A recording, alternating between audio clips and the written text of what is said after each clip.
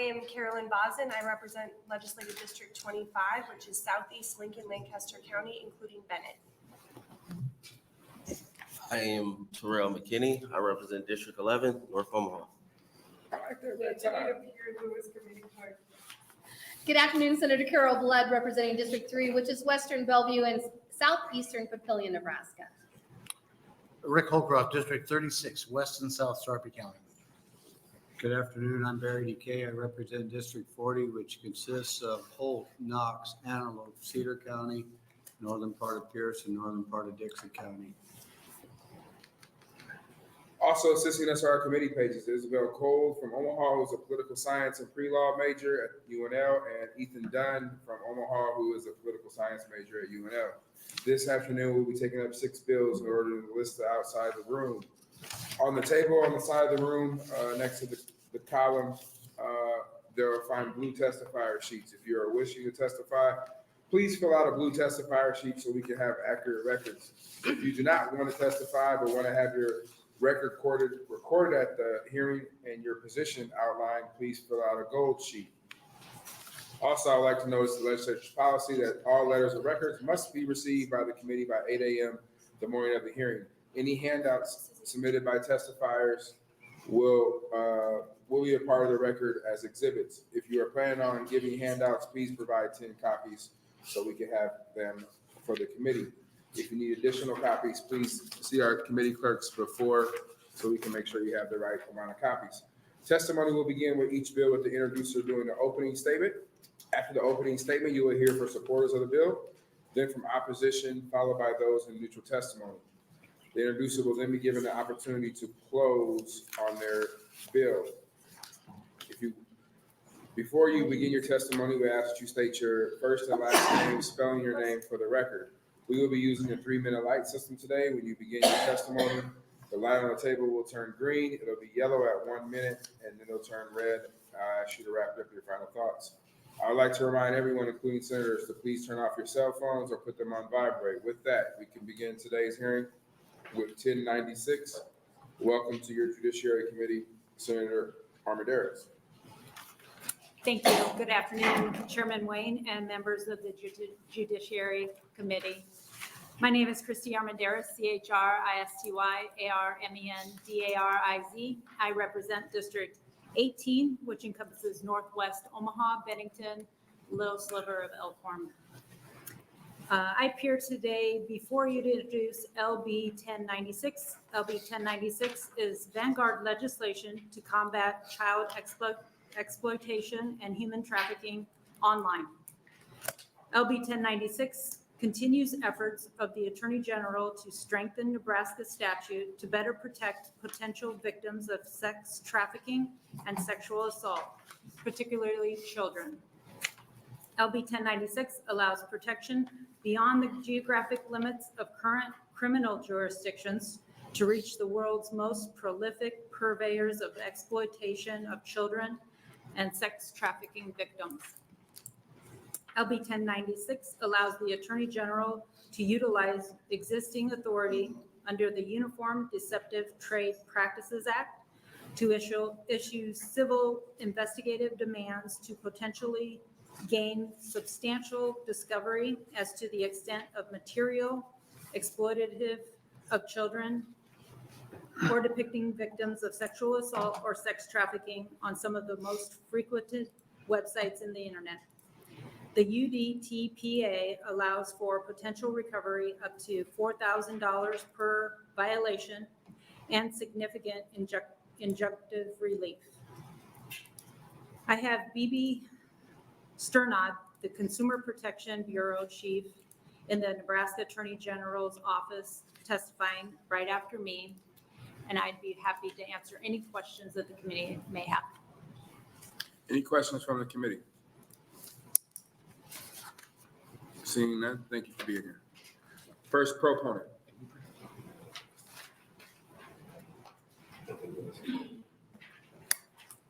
Welcome. Good afternoon, Chairman Wayne and members of the Judiciary Committee. My name is Bebe Sternad, B-E-B-E-S-T-R-N-A-D. I'm the Consumer Protection Bureau Chief at the Office of the Attorney General. I'm here testifying in support of LB 1096. In today's digital age, survivors of sexual assault, sex trafficking, and sextortion are facing a second wave of trauma when images and videos of their assault are posted online. Survivors fight hard to get this content taken down. One survivor implored a platform to take down a video of her rape for 6 months. For all 6 of those months, the platform ignored her pleas and continued to generate ad revenue off the video. It was not until the survivor hired an attorney and threatened to sue the platform that they removed the video of her rape. By then, it was too late. After 6 months of viewership, the video was shared off the platform and remains scattered across the internet. This bill makes manufacturing, distributing, and promoting sexual assault and exploitative content a deceptive trade practice under our UDIPTA statute, which gives our Bureau the ability to seek civil action against violators. With the technologies and data available today, platforms have no excuse for allowing sexual assault content to be posted. In less than a second, content can be screened, for example, for images of children being assaulted, individuals who are being trafficked. Social media companies, for example, most of them as a standard practice, screen content before it is even allowed to be posted. Consumers want content to be screened. Any consumer on any website deserves to be protected from illegal sexual assault. LB 1096 would effectively make screening the norm. By preventing content from being posted in the first place, it would protect survivors and hold platforms accountable. LB 1096 also provides a tool for combating sex trafficking and sextortion online. In Nebraska, survivors are often exploited online by their traffickers. This tool would also ensure that platforms do not profit off of sex trafficking and assault, while also keeping open, helpful investigatory channels for purposes of investigating sex crimes. The current enforcement framework burdens survivors. That is backwards. The platforms are in the best position to address this issue due to their resources. The burden should not be on survivors to prevent further exploitation. They have endured enough. Any questions from the committee? Senator Blunt. Thank you, Chair Wayne. So I'm a little puzzled, not because I don't think that what you're saying is absolutely spot on. But federal law, true or false, doesn't federal law already prohibit this for age 16 and under? Everything you're saying that we want to do with our legislation, isn't this already covered in federal law? So federal law makes this all a crime, but Right. it does not provide an avenue. There is a federal law that says states may enact laws to combat this level of activity at the platform level. But the current law is really focused on, first of all, criminal activity, and that's the sex traffickers and the actual sextorters. But there's nothing currently in the law that we could use, for example, to go after a platform that is ignoring a victim. Are you saying the HTIU or the CEOS, that them utilizing the U.S. Attorney General or the FBI, that they can't do this exact same thing? Is that what you're telling me? So they could probably do something. They could probably send a cease and desist letter, but they specifically give the states abilities to go after these platforms.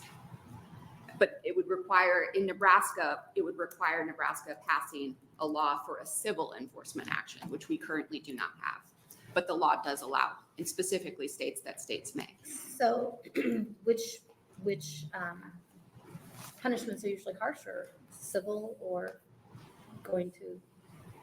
I would say criminal. So then wouldn't federal law be better? Well, federal law can be criminal or civil. I'm sorry, what? Federal law can be criminal or civil. Right. What we're doing here is we're creating a civil claim that would allow our bureau to represent survivors who often can't afford attorneys and who the FBI are not taking care of. I handed out 2 victim statements, and you're welcome to read it. These women struggled significantly, and their content is still online. One of those victims spent over $1 million in the course of 10 years to get the content removed. It is still online. But I didn't see where it said, and I just read these, said that they reached out to the federal government and they refused help. Both of the victims have reached out to the federal government, senators, FBI, and they have not helped them. I'm sorry, say that sentence again, to the what? Both of the statements indicate that the victims reached out to the federal government, including senators. They've lobbied for change. They've been screaming into the wind. So their federal representatives let them down, but not necessarily the FBI. They've reported it. They've reported it probably in every channel. I'm not sure specifically which federal channels they reported it in, but it is evidently clear that something is needed to be done for these survivors. No, and I don't question that at all. What I question is redundancy. And I do hear what you're saying. I'm not sure I agree, but I'm going to listen really intently. So thank you. Sure. Any other questions? Go ahead. Thanks, Senator Wayne. Have any other states enacted this, any similar laws? So many states are making an effort to address this issue at the platform level. For example, we've seen in Texas, they've taken a different approach. This is a pretty unique approach in terms of state laws. Other state bureaus have more powers than we do, and so they're able to address this a little bit more efficiently and effectively. But right now at the consumer protection level, you're seeing, I think Texas has a law, I believe North Carolina, Arkansas, probably Utah. What if it's an offshore platform? So one of the benefits of having this be a civil claim, and particularly a consumer protection claim, is that our consumer protection laws can reach out and take action against actors, for example, foreign scammers, whereas our criminal laws are a little bit more contained, I believe. I'm not a criminal attorney, but I believe they're contained within the confines of the United States. Okay, thank you. Any other questions or concerns? So, okay, what happens if there's a lawsuit and a settlement? Where does that money go? The civil penalties? Yeah. It would go into our state settlement fund. How are civil penalties that your office take constitutionally going to a state settlement fund when all penalties have to go to the local school districts? I believe our UDIPTA penalties all go to the state settlement fund by statute, but if not, it would go to the school fund. We don't get it. The consumer protection just brings it in. We don't actually get it back. If we did disgorgement, it would be the same thing.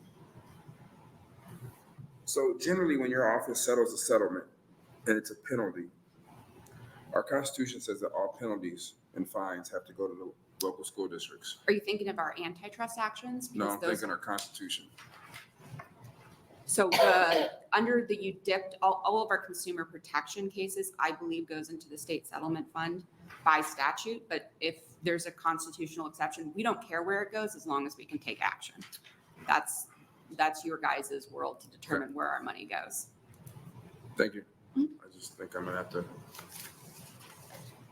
Anyway, any other questions? Seeing none, thank you for being here. Thank you. Next proponent.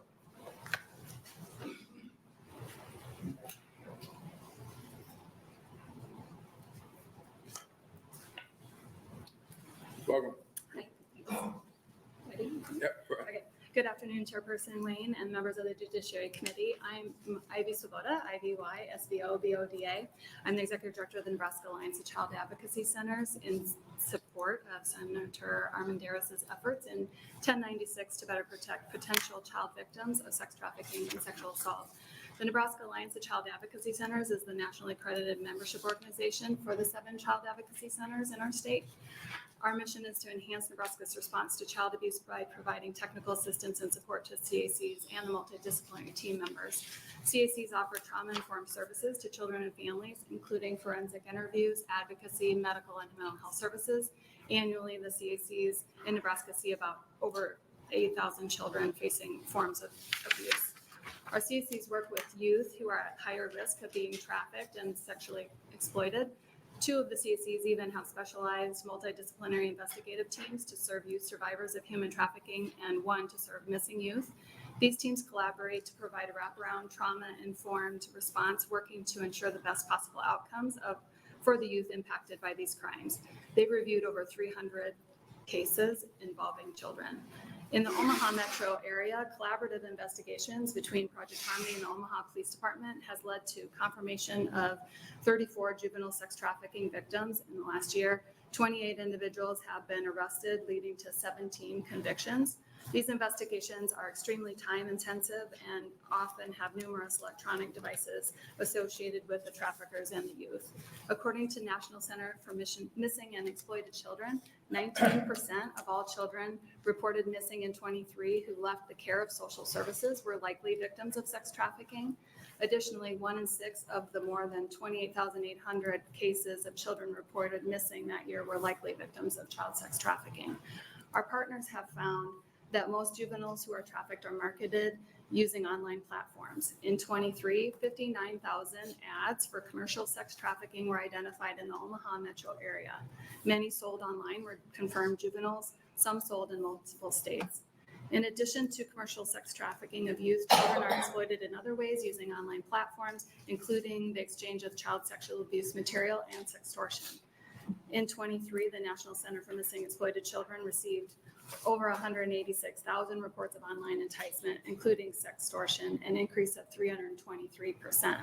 Senator Armendariz's steadfast leadership in championing 1096 signifies an opportunity to curtail the cycle of exploitation, and I urge the committee to advance it. Any questions from the committee? Seeing none, thank you for being here.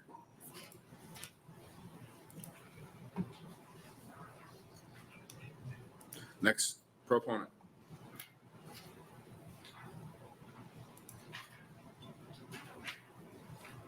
Welcome. Hi.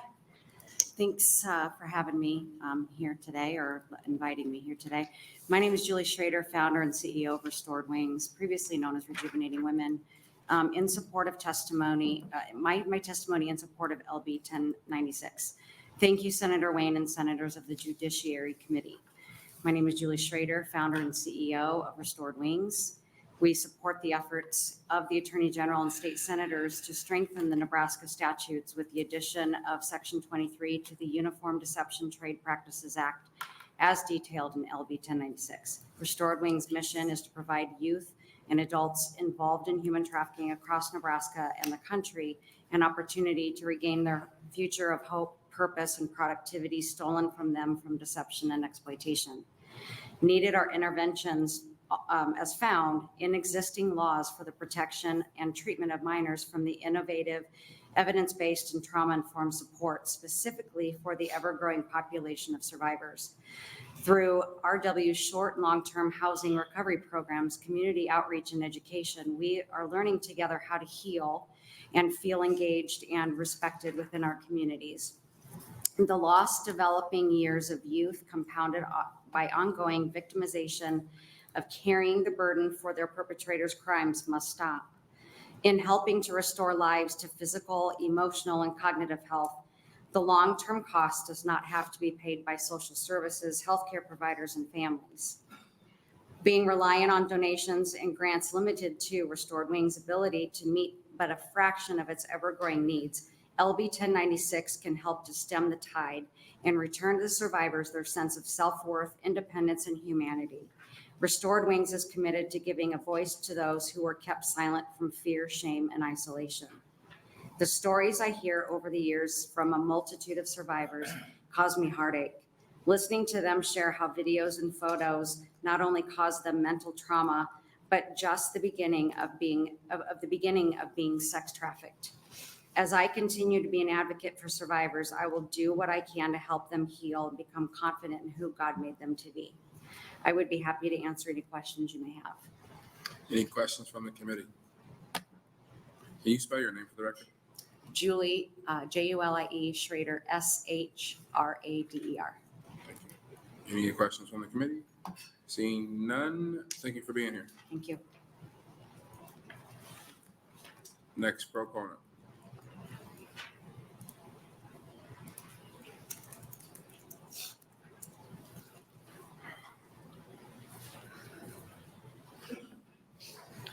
Good afternoon, Chairman Wayne and members of the committee. My name is Nate Graz, Nategrazz, and I'm the Policy Director for Nebraska Family Alliance. I want to start my testimony by thanking the senators on this committee, as well as our Attorney General's office for the leadership and bipartisan support we have seen over the last several years for efforts to combat human trafficking that have taken our state from an F to an A grade for our laws against the sexual exploitation and trafficking of children. When our organization began working on this issue more than 14 years ago, the reception was much different than it is today. We were often told that this wasn't an issue that happens here, that it only exists in faraway countries. As we've heard again today, sex trafficking does exist here, but the problems we face in eradicating trafficking now extend beyond geographic limits to the exploitation of children and trafficking victims online, and that's what this bill addresses. LB 1096 is an opportunity to do real work to protect children and victims of human trafficking. Nearly a third of trafficking victims are children, and by allowing our state to hold those who seek to profit from the sexual exploitation of children online accountable, this legislation will strengthen our state statutes to better protect potential victims and ensure justice for the survivors of these heinous crimes.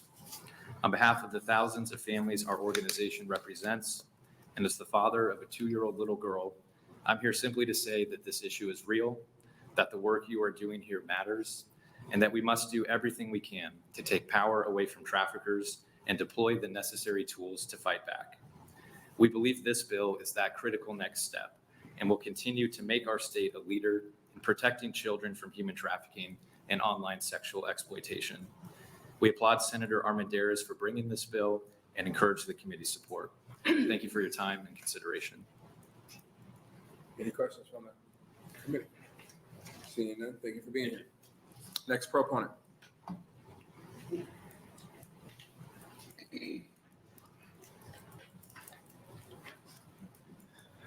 Good afternoon, Chairman Wayne and members of the Judiciary Committee. My name is Tom Benzor, Tomvenzor. I'm the Executive Director of the Nebraska Catholic Conference. From the outset of his pontificate, Pope Francis has been consistently vocal that human trafficking is something we must all combat. Pope Francis has condemned human trafficking with the strongest language, recognizing that trafficking is an atrocious scourge, an aberrant plague, and an open wound on the body of contemporary society. As he has further stated, the human person ought never to be sold or bought as if he or she were a commodity. Whoever uses human persons in this way and exploits them, even if indirectly, becomes an accomplice of injustice. For over a decade now, Nebraskans have come together to make our state a national leader in combating trafficking. LB 1096 constitutes another important step in the right direction for Nebraska to continue battling human trafficking in our state. LB 1096 will further ensure that children and victims of sexual exploitation have protections under the law, and that the Attorney General is empowered to take action against entities that manufacture, produce, publish, distribute, or otherwise make publicly available any visual depiction of sexually explicit conduct, any obscene material, or any other material that is harmful to minors under certain conditions. This is an especially important method for ensuring that internet companies are assisting to end, not being complicit in human trafficking.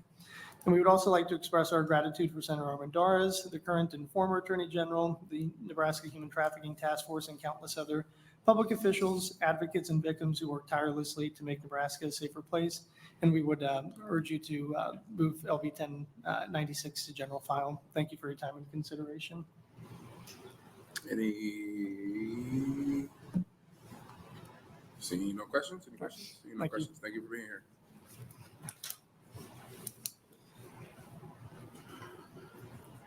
Next proponent. Moving to opponents. First opponent. Moving to those testifying in neutral capacity. Seeing none, Senator Armendariz is coming to close. We have 53 letters for the record, 52 in support, 1 in opposition. I want to thank you and the committee again for listening to our testimony on this bill. While there are criminal laws in place against the acts depicted on these videos, This is Nebraska's attempt to go after the platforms, some of the very most profitable platforms on the entire internet.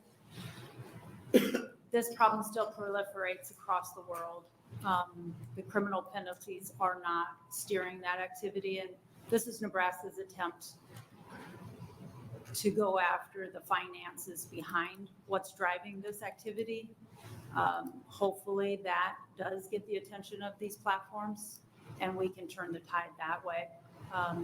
Otherwise, this just continues to happen and we have to save the people that are caught up in this. I welcome any questions. Any questions from the committee? Seeing, oh, Senator Blood, sorry. Well, I couldn't actually, That's right, I'll start going like this. yeah, I All couldn't. right. It's weird. Thank you, Senator It's Wayne. weird. Don't worry about it. So my family, we've been helping people live in traffic since the early 80s. So I'm always find it odd that supposedly people didn't know that this was going on. I think people chose not to realize that it was going on because it's such an ugly thing. But I'm leading to a question, but I always kind of want to put that out there because that just always surprises me. So we're basically changing this, if I understand this correctly, to be more of a consumer issue, right? A consumer safety issue. This particular bill does address protecting the consumer. So we know that all of these things we've talked about today are crimes under the federal government, and that there are at least 5 different sections that include the FBI that enforce these laws. And so if you commit these crimes, there's imprisonment, there's fines, you may have to be registered as a sex offender. When it involves children, there's even more severe statutory punishments. But if we make it consumer, and I think I heard Senator Wayne talking about this a little bit as well, then the money stays in the state. It doesn't go to the victims, does it? I haven't asked that question. Is there, when it's criminal, does the money go? Well, but we're not talking criminal in Okay. this bill, if I understand it correctly. So Is that correct? I would think that the person that's been violated can bring a civil penalty against the person that violated and receive those funds. Here's my concern is the state generating income off of something so horrible. And I've heard it said several times here, nothing's working. Nothing's working because of how we're approaching it. We're approaching it by making it crime, which it most sincerely is. But we're not shutting down the things. Our major politicians are not shutting down the things that truly cause sex trafficking. Like, let's talk about the College World Series. We know that that is one of the #1 times that sex trafficking comes to town, and all these wealthy older white guys in their airplanes come in and tapping into the sex trafficking community. We know that for a fact. We have data that shows us that. And I know that Mrs. Ricketts and I, Suzanne Shore, and several others, we did hands-on activities. If you see something, say something. I feel like we keep passing legislation, and in many cases, organizations are making money off of these victims, saying that we're protecting these victims. But there's little boots on the ground things that are actually being done that protect these children especially. And it seems to be the theme the last 3 years. Let's protect the children, let's protect the children. But there always seems to be people making money off of it. And I take issue with that. So my concern and my question again is the purpose to make money for the state? And if so, that seems wrong. Or is the purpose to protect the victims? And if it's to protect the victims, why do they not get the money? That's my question. The purpose for this bill is to actually take money from the people making money off of these victims. Which we can do now without this, right? That's criminal. This is civil penalties for the platform. That's how you get the money from them. I appreciate it. I'm sorry, I know that that's hard questions for you, but there's just a lot of this movement. There are a that lot rubs of me the different wrong ways that way we because need. there are so many people that are making money off of these victims that we never really help these victims in a way that is massive. And it's because because everybody wants to wave their flags, but nobody wants to get down to the dirty stuff. And that's always going to be my issue. That's not yours. I agree with you. It's a multifaceted problem that needs to be addressed in a lot of different ways. This is one way. Doing nothing is not helping. So. And that's fair. Any other questions from the committee? Seeing none, thank you for being here. That'll close the hearing on LB 1096. Next, we'll have LB 1120. No. Oh, Fredrickson is here. I was hoping we could skip him. LB 928. Senator Fredrickson, welcome to your Judiciary Committee. Senator Wayne, I would never miss you in your red suit. Can't skip over that. Good afternoon. Thank you, Chair Wayne and members of the Judiciary Committee. For the record, I am John Fredrickson. That's spelled JOHNFREDRICKSON, and I represent District 20, which is in Central West Omaha. I'm happy to be here today to introduce LB 928, a bill that will create a full-time mental health director position at the Nebraska Department of Correctional Services. I first want to tell you a little bit about how this bill came about. Last year, I introduced LR 201, which studied mental health deficiencies in our criminal justice system. As a part of that study, I looked at what was happening in the Nebraska Department of Correctional Services to address mental health. One thing I learned is that the department does not have a full-time mental health director employed by the agency. I know some of you are probably as surprised as I was to hear this. The mental health director they currently have is a part-time position and is not currently provided for in statute. LB 928 establishes a mental health director that shall be appointed by the Director of Correctional Services. The person who holds this position shall have a relevant mental health experience and be licensed by the state of Nebraska as a physician or mental health practitioner. The mental health director shall work in collaboration with the medical director at the department to coordinate mental health and behavioral health services, recommend all necessary programs for mental and behavioral health services, and ensure that Nebraskans who are experiencing incarceration receive required programming and oversee training of mental health care staff. The mental health care director shall also collaborate with community mental health providers to ensure that services within the facility and continuity of mental and behavioral health care services upon re-entry into our communities. Other duties for this position may be assigned by the Director of Correctional Services. There is no question that NDCS has been severely short-staffed in mental health personnel. Data from last year's annual report from the Office of the Inspector General show a vacancy rate of 65% for psychologists, 100% for psychiatrists, 44% for social workers, 46% for behavioral health practitioners 1, and 66% for behavioral health practitioners 2.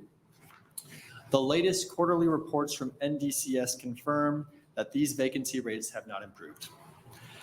I had a really great conversation with Director Jeffries during the interim regarding their workforce development challenges. I appreciated our discussion about how the department can improve engagement with community providers. I believe that Director Jeffries has great ideas on this front. I also know in my own discussions with providers that they are eager to be a part of the solution to this crisis. I believe it's time to rethink how we approach mental health services in our corrections service system, especially as we are now putting more and more resources into building capacity to solve our overcrowding problem. I believe LB 928 can be a building block for future success. It not only elevates this position to full-time status in statute, but it provides a specific duty for the person holding this position to collaborate with community mental health care providers to ensure service continuity. I believe this kind of approach is extraordinarily important. While establishing a strong role for the position in statute, LB 928 also specifically provides for the Director of Correctional Services to develop specific duties for the position to ensure this individual works closely with the department's medical director, which is already in statute. So this bill gives the department the flexibility it needs to figure out how this newly established leadership position will work within the leadership team. I hope you will all agree that this is a position that needs to be full-time. Having adequate resources is key to successful re-entry and important in reducing recidivism.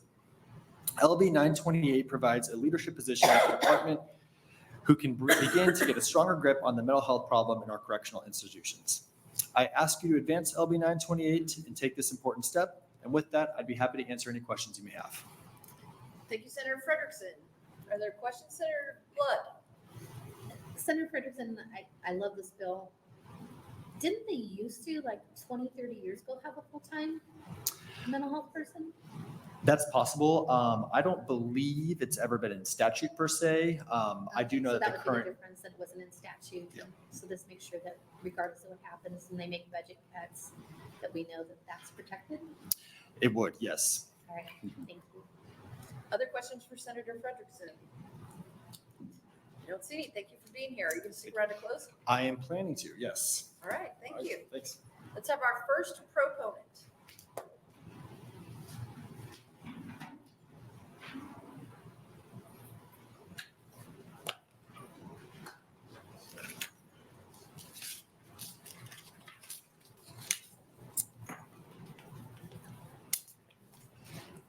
Welcome. Thank you. Good afternoon, Vice Chair DeBoer and members of the Judiciary Committee. My name is Annette Dubas, ANNETTE-DUBAS, and I am the Executive Director for the Nebraska Association of Behavioral Health Organizations, otherwise known as NABHO. We represent 58 member organizations across the state, which include community mental health providers, substance use providers, hospitals, regional behavioral health authorities, and consumers. And our purpose is to raise awareness and forge alliances that bolster access to behavioral health care for all residents across our state. We thank Senator Fredrickson for introducing LB 928 and his ongoing support for behavioral health care. We have a real opportunity with this bill to create a correctional system that is focused on rehabilitation as plans are made for a new facility and its staffing. With such a high percentage of those who are incarcerated diagnosed with a mental illness and/or substance use disorder, creating a facility with an eye towards treatment and rehabilitation can help to shut down that revolving door of recidivism. Part of NABHO's strategic plan was to collaborate with the Department of Corrections to understand the behavioral health services that are housed within the department and identify ways that we could form partnerships to support those inmates upon their release. We were just getting those initial steps going when COVID hit, so that kind of brought everything to a halt. But last year, we tried to get things back on track and had a meeting with Director Jeffries and his staff to discuss ways that we can collaborate. In fact, they just reached out to me this last week about a committee that they're forming that will look at delving into the current landscape of treatment options, identifying existing gaps, and collaboratively recommend strategies for improving. And they've asked for some of our members to join that committee. LB 928 seeks to bring statutorily that full-time mental health director. Having someone who is trained mental health professional that can focus on staff training and establishing those most effective evidence-based treatment protocols will be, again, truly a big step towards rehabilitation. We believe this also fits with the Department of Corrections strategic planning goals of providing a mental health to meet individualized needs, to enhancing the quality and the availability of behavioral health services, revising crisis levels of care aimed at improving therapeutic outcomes and conditions, and updating and reviewing those mental health policies. Having this mental health director in place will work towards achieving those goals. Will also help to facilitate collaboration and cooperation with community providers so there can be that continuity of care once they are released, and their families can receive that support as well. And I'll quickly close here with the comments that Senator Fredrickson made about workforce. There is not enough workforce, and that workforce is not going to appear overnight. And so our conversations with the department are how can we, as community providers, work so that we aren't robbing from each other to fill staff positions, but really finding ways to forge those partnerships. And we think having a full-time mental health director with that focus will really help address that. Thank you for your time and attention. I'd be happy to answer any questions if I can. Any questions? Seeing none, thank you for being here. Yep. Next proponent.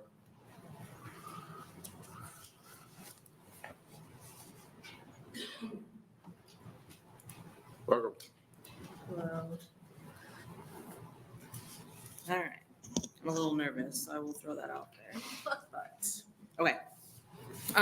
Hello, my name is Tia Manning. That's TIAMANNING.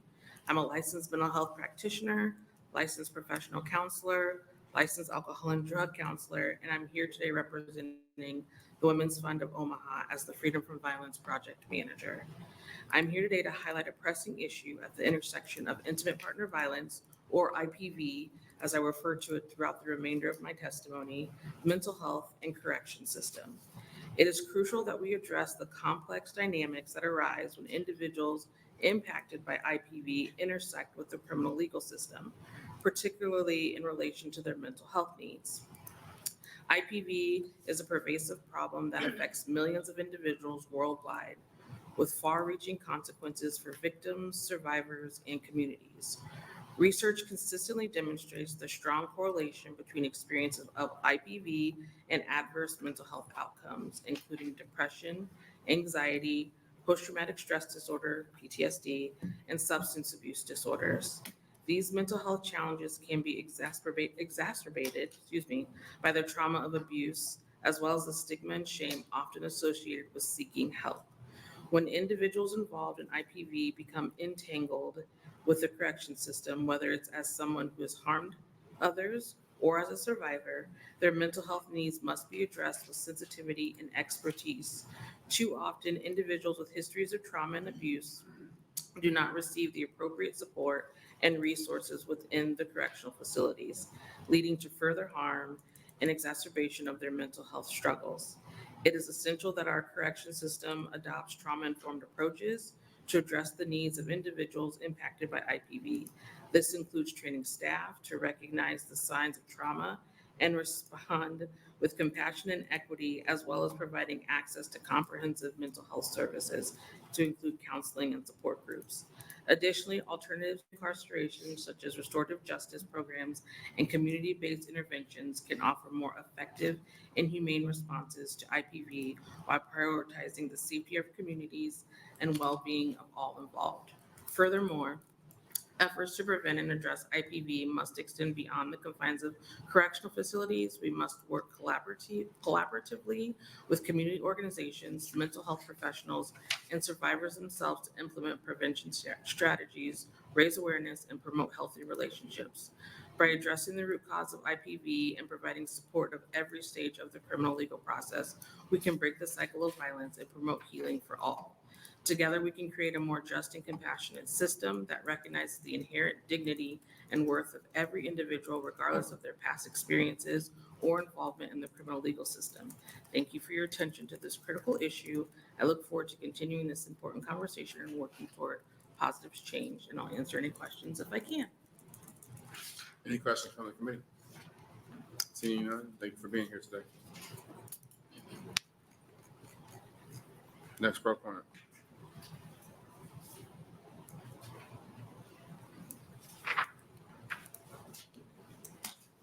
Good afternoon, Chair Wayne, members of the Judiciary Committee. My name is Jasmine Harris, JASMINEHARRIS. I'm the Director of Public Policy and Advocacy at RISE.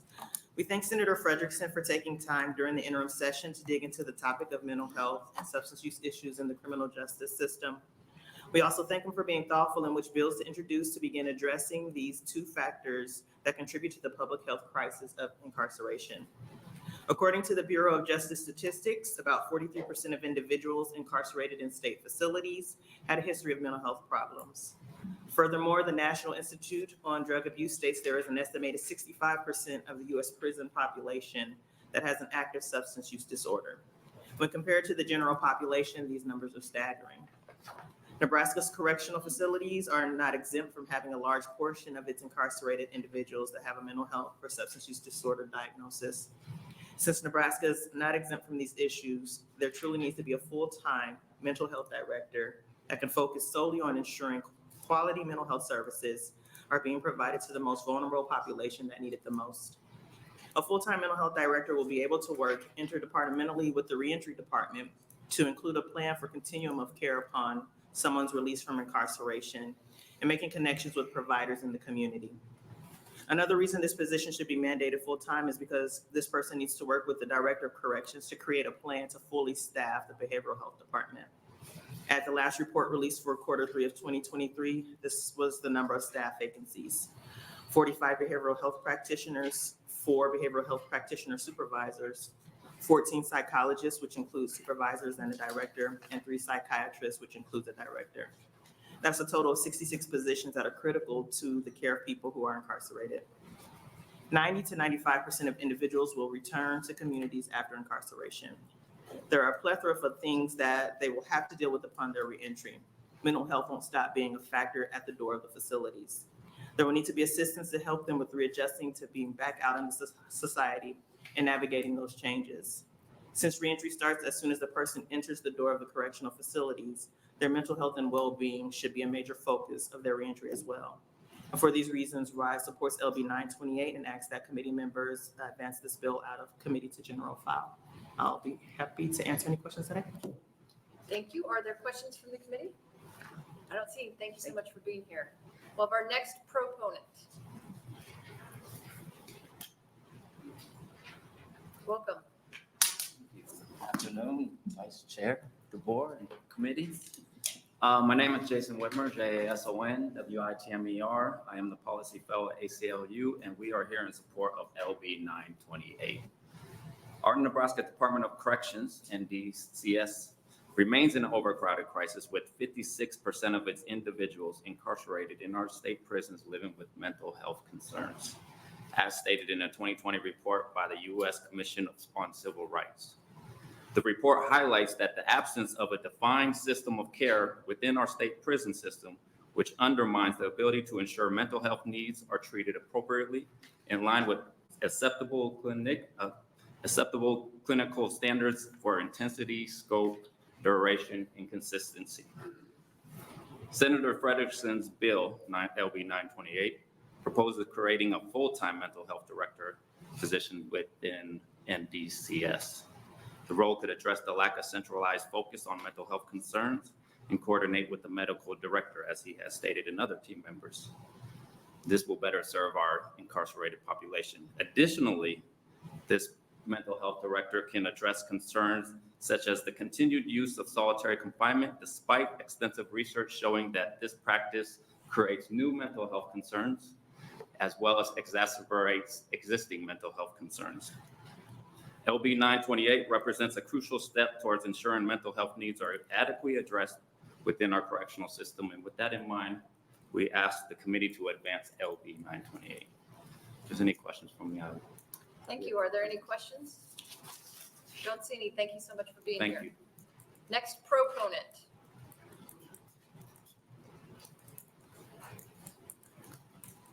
Welcome.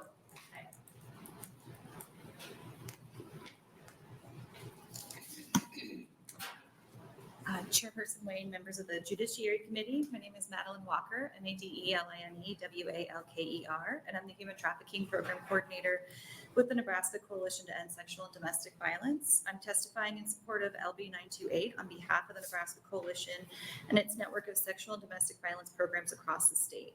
The Coalition's network of 20 programs collectively serve all 93 counties in Nebraska and are the primary service providers for survivors of domestic violence and sexual assault. Advocates within the Nebraska Coalition's network of programs provide services to all survivors of domestic violence and sexual assault, including those who are incarcerated. Many of the individuals incarcerated in Nebraska have experienced trauma, including domestic and sexual violence, throughout their lives.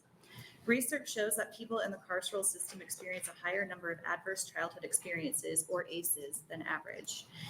ACEs are a specific set of life events, such as child abuse and neglect, domestic and sexual violence, or the death or absence of a caregiver that, when experienced before the age of 18, are associated with an increased risk of developing chronic health problems, including mental health disorders. ACEs are scored on a scale of 1 to 10, and those with an ACE score over 4 are at a substantially increased risk of developing chronic physical and mental health conditions. Nationally, 98% of the prison population has experienced at least one ACE, compared to 64% of the general population. In Nebraska, the mean ACE score for incarcerated individuals is 5.7, with 21% having a score higher than 8. In other words, most of the people within Nebraska's correctional facilities have themselves been the victims of violence. To reduce recidivism and adequately prepare individuals for reentry, the Department of Correctional Services must provide comprehensive trauma-informed mental health services to those residing in their facilities. Appointing a full-time mental health director to the Department of Corrections would be an important step in providing these services to a population greatly in need. Keeping Nebraskans safe, both those who are incarcerated and those who are out in the community, require a commitment to mental health provided by qualified professionals using evidence-based practices. The Nebraska Coalition urges you to support LB 928 and take a crucial step towards providing incarcerated individuals with the mental health care services they need and increasing the safety of all Nebraskans. Thank you for your time. Thank you so much. Are there questions from the committee? Thank you for being here.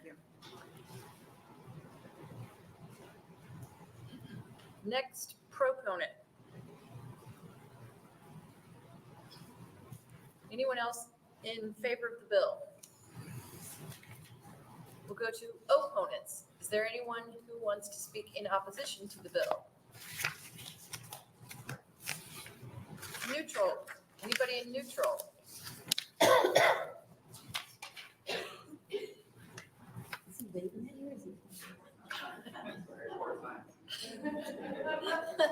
Okay.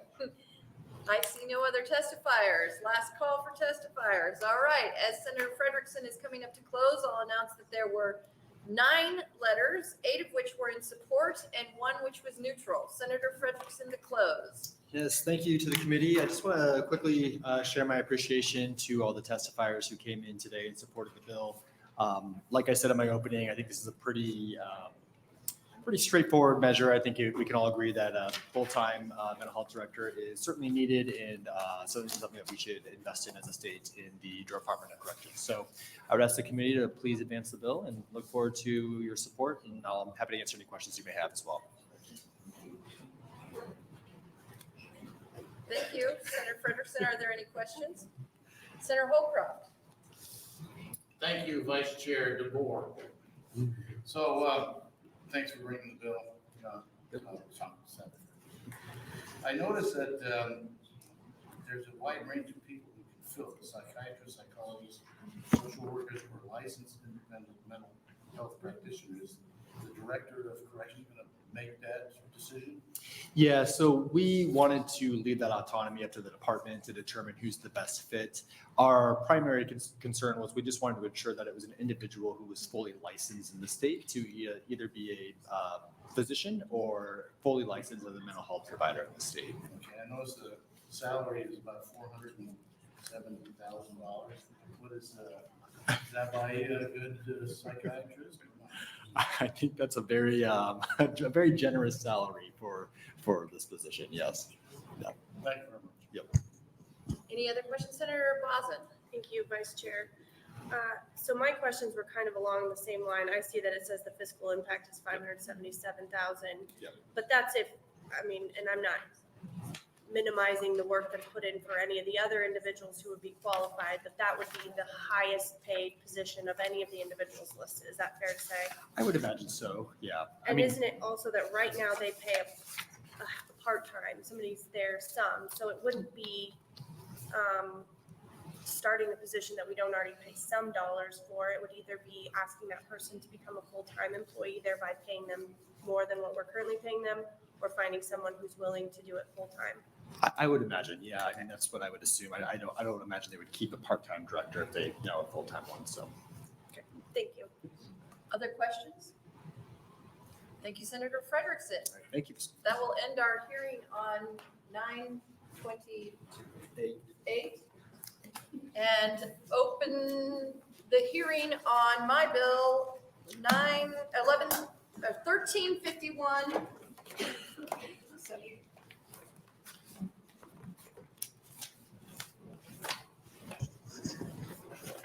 Apparently, I'm going to take over the vice chair position. Remaining members of the Judiciary Committee, my name is Wendy DeBoer, WENDY-DEBOER, and I represent District 10 in Northwest Omaha. I appear today to introduce LB 1351, which makes 2 changes to current statute. In Section 1, LB 1351 changes one reference to the Director of Corrections from his or her responsibilities to the Director's responsibilities. In Section 2 of the bill, it removes obsolete language. This is a shell bill. We're not going to need it. So, Are there any questions then for Senator DeBoer? Hearing none, are there any proponents? Any opponents?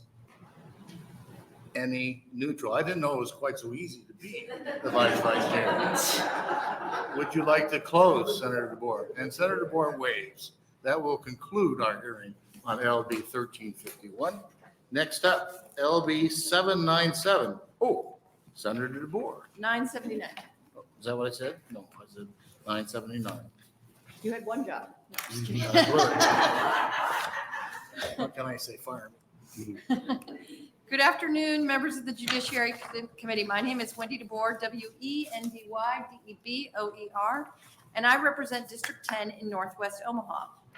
I appear today to introduce LB 979, which would require an annual report on active cases by the Department of Correctional Services, Office of Probation Administration, and the Division of Parole Supervision.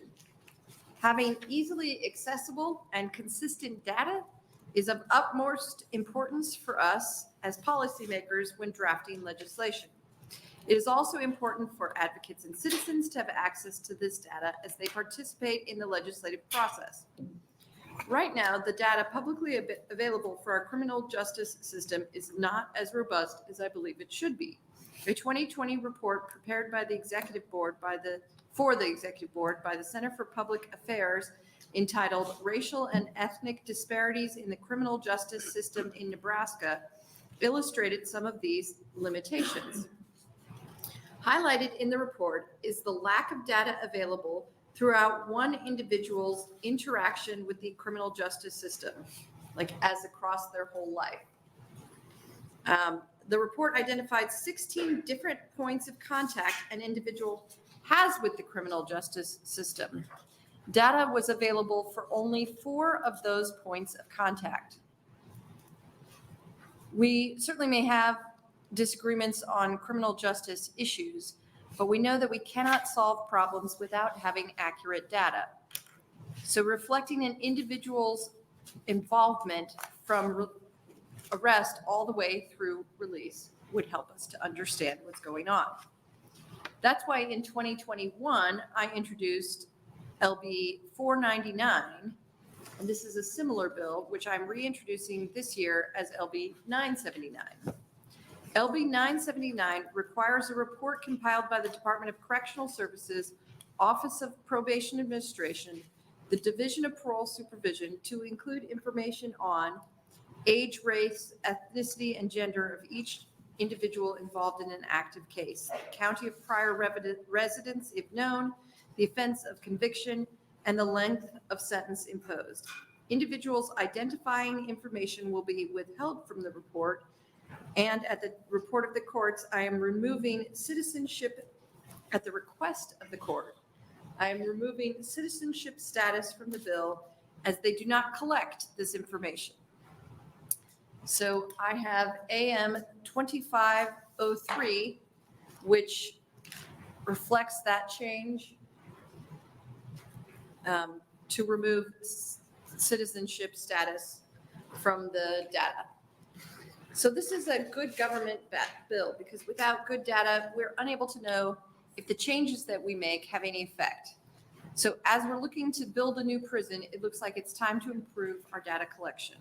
When I was speaking with researchers about this bill, it sort of came from a series of discussions when we were talking with folks about how we follow how interactions with the system are reflected in a person's success or failure later in life. But the problem is that we have information about discrete interactions with the system, but we do not have an ability to follow that person's interaction with the system over time.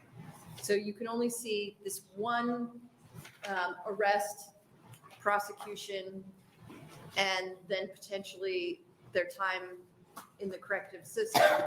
But you can't see you can't follow them longitudinally. And so if we're trying to think about how our rehabilitation is working, we can't see what programs were these people given and how they affected them over time. I don't know that we're there yet with this bill, I'll be honest. But I think we need to have a conversation about how we do that and how we follow how we measure our successes or failures with respect to the various interventions that we do in the rehabilitative process. So that's why I brought the bill. I'm happy to answer any questions that you might have. Thank you, Senator DeBoer. Are there any questions for Senator? Yes, Senator Bosn. Thank you, Vice Chair. So I see your amendment here. Am I following you correctly that you're striking the citizenship status information request? And can you tell us why? Because the court doesn't collect it, so they would have no way of telling me. But doesn't and Department of Corrections doesn't collect that? It's what the court doesn't collect it, and this would be a request from the court. Well, it says the Department of Correctional Services, probation. Yeah, okay. Parole. So they asked us because they don't collect that information, not to ask it for it. And so being a good legislator, I said, I will not then. I didn't know that. Okay. Any other questions from the committee? Yes, sir. Senator Decay.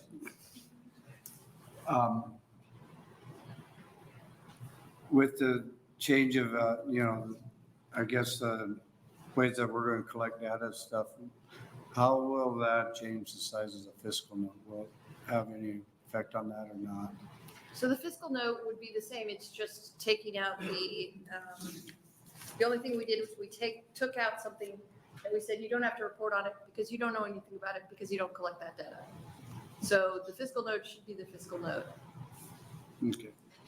Thank you. Any other questions? Thank you, Senator DeBoer. Will you be staying for closing? I believe I will. Proponents for this bill.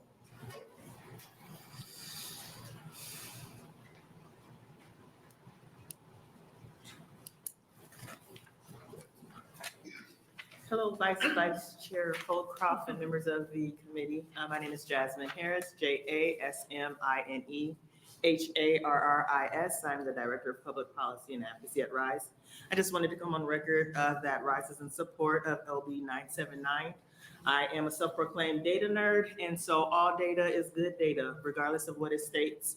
And we know in the state of Nebraska, our data collection is not the greatest, and I just think this is an initial step in that direction.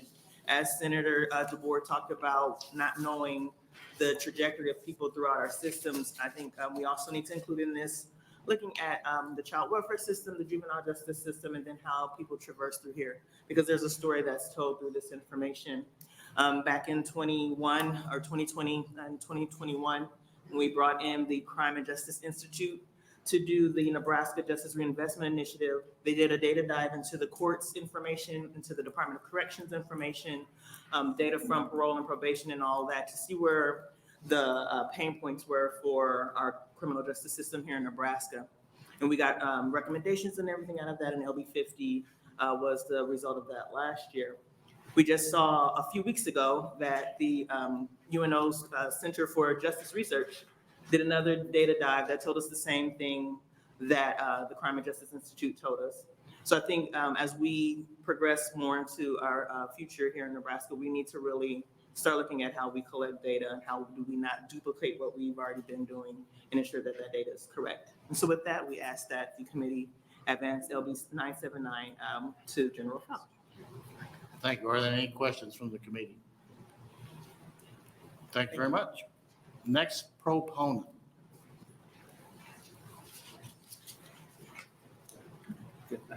Good afternoon. Sorry. can't see the lights. I think your time is up. You're gonna Okay, thank you. Good afternoon, Vice Chair Holcroft and members of the committee. My name is Spike Eichholt, S-P-I-K-E. Last name is E-I-C-K-H-O-L-T. I'm appearing on behalf of the ACLU of Nebraska as their registered lobbyist in support of LB 979. And we want to thank Senator DeBoer for introducing it. I think she gave a very comprehensive explanation of what she's trying to do with the bill. We just want to echo that this is an important purpose, and we would encourage the committee to advance this bill in some form. As Ms. Harris just testified, collecting the data is important. You know, in the time that some of you have been here longer versus shorter times compared to each other's, that you hear so many anecdotes regarding criminal law, criminal justice, corrections. And it's important, I think, for this committee and this legislature to make informed decisions to have actual data and not just stories, and not just examples that are given somewhat arbitrarily to you committee members. This bill is also sort of timely and important. I was at the executive board over the lunch hour today, and Speaker Arch and Chair Aguilar announced that there was an MOU, a memorandum of understanding reached with respect to the legislature and the executive branch regarding the Inspector General for Child Welfare and the Inspector General for the Department of Corrections. This, I don't know if this is going to be the same thing, but it's important, I think, the legislature have vehicles and opportunities and means to have oversight and know what the other branches of government are doing. Not to play gotcha, not to play get you or anything like that, or to be an unnecessary and hostile check on other branches of government, but it's important because you are asked to make significant financial investment in the Department of Corrections. You were just asked and just approved a significant expense for a new prison. It's likely going to have additional ancillary costs to it. And for you to have, in my opinion, for you to make an informed decision, you need to have all that information available for you. And it's not necessarily filtered by those advocacy groups or agencies that may want something from you instead. So this is a very good bill. We encourage the committee to advance it, and I'll answer any questions if anyone has any. Thank you. Are there any questions from the committee? Seeing none, thank you very much. Next proponent. Any other proponents? Opponents? Any opponents? Anyone speaking in the neutral? Senator DeBoer, would you like to close? Senator DeBoer waives closing. There was one letter and was in support. And I stand relieved as the vice chair.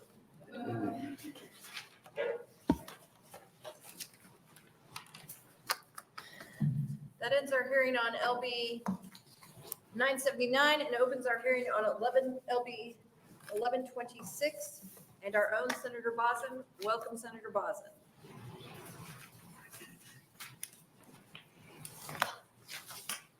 Thank you, Vice Chair DeBoer. Good afternoon, members of the committee. For the record, my name is Carolyn Bosn, C-A-R-O-L-Y-N-B-O-S-N. I represent Legislative District 25, which is Southeast Lincoln, Lancaster County, including Bennett. I'm excited to be here today to introduce to you LB 1126, the National Career Readiness Certificate Pilot Program within the Department of Correctional Services. LB 1126 aims to create a pilot program that will reduce recidivism, improve career success, and offer a second chance to justice-involved individuals. The vast majority of inmates, 95%, will re-enter society at a fork in the road with one path leading back to where they started and the other to an opportunity for a second chance. By providing justice-involved individuals with the opportunity to earn the National Career Readiness Certificate, we will be encouraging them to choose the opportunity for a second chance. The National Career Readiness Certificate is a nationally portable, industry-recognized career readiness certificate that can be earned with qualifying scores across 3 work keys assessments, 1 being workplace documents, 2 applied math, and 3 graphic literacy. Prison-based education pays off in favorable dividends. With every $1 invested in prison-based education, yielding $4 to $5 of taxpayer savings from reduced incarceration costs. A clear pathway to a good paying job is a key factor for breaking a cycle of justice involvement for both youth and adults in the correctional system. Work-ready communities, as we're calling them, work-ready communities, have been successfully implemented in many states and are used to scale increases in skills and credential attainment via short-term credentials, in addition to large-scale remediation of adult foundational literacy and numeracy skills. Mary, and I'm going to mispronounce her last name, Lefebvre, who is the Director of State Government Relations and Workforce Policy at ACT, will be following me to speak to the success stories in other states, as well as answer some follow-up questions. Additionally, Amy Doty from Southeast Community College, who is the Director of Prison Education Programming, will also be testifying. Southeast Community College's Prison Education Programming Department has more than 200 incarcerated individuals enrolled in their program this spring alone. Unfortunately, their program is at capacity, but they want to partner with this group. We've had conversations about how to move that forward to provide more programming to incarcerated individuals. Work Keys and the NCRC, which is the nationally recognized, National Career Readiness Certificate, are essential to the success of reentry education programs in ensuring that individuals have the foundational skills to be trained and certified for successful job training and employment. Additionally, in anticipation of this bill, I've had multiple conversations both with, I'm going to call her Mary because I can't pronounce her last name, as well as individuals from Southeast Community College. I've reached out and had conversations with the Director of Correctional Facilities. Everybody wants to come together and figure out a way to do this. And she'll give you the examples, but the numbers and the success rates of these programs are incredible. And so I'm happy to answer any questions you may have. Otherwise, I'll let her tell the great stories that she's shared with me previously. Are there any questions for Senator Bosn? I don't see any. Thank you. We'll have our first proponent, please.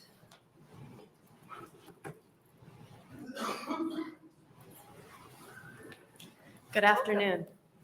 Vice Chair DeBoer, members of the Judiciary Committee. My name is Mary Lefebvre, and it is tricky to spell. It is Marylefebvre, and I'm honored here to represent ACT as the Director of State Government Relations, and also wear another hat, the Director of Workforce Policy. You might be wondering why someone from ACT is up here talking about something that's not a college readiness assessment. And to be fair, we did name the company after the initial product, so good on us. What you might not know is that for the past 30 years, we have been measuring and certifying work readiness. What does it take to be successful in a job training program in any career pathway in any industry, and certifying those levels of readiness across all of those occupations and industries during that 30-year time period. WorkKeys as a product, as an assessment, is primarily used for employers for hiring, but during all of these long decades, it's actually also been used pretty consistently in correctional programs at either the state or the local level for, again, many decades now. It's used in order to provide many things for the individual. One, for individuals who have not been in a classroom setting for some time, it gives a measure of confidence that yes, they do have skills. They transfer to a good paying job upon release, which we know there are already too many barriers that are faced by justice-involved individuals upon release. But foundational literacy and numeracy that are barriers for successful training in any occupation is a huge barrier in and of itself. So WorkKeys is actually used for the individuals as, again, a signal that they have the skills. It's also a signal to employers that they're hireable, that they're a good investment for training and education. We have ample research in other states and across the US to show that the use of WorkKeys in the NCRC increases success in job training programs, increases likelihood of completing those industry training programs and industry recognized credentials, stacks nicely into adult education programs to, again, increase persistence toward completion of a high school diploma or equivalent program. It also provides the ability for an individual to earn up to 6 hours of college credit into a stackable degree-bearing program. And more importantly, we have over 28,000 employers across the U.S. that recognize and endorse the value of the credential for people that they're hiring.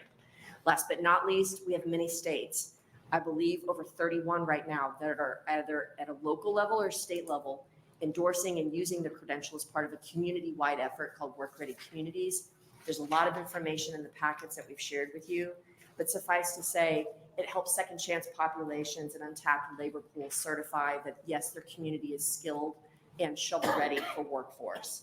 And so this would be one small way of kind of, again, helping lift those communities up and again, untapping those untapped populations of workers. And I believe my time is up and I'm here for any questions that you might have. Thank you so much. All right, let's take questions from the committee. We'll go with Senator Holcroft first. Thank you, Vice Chair DeBoer.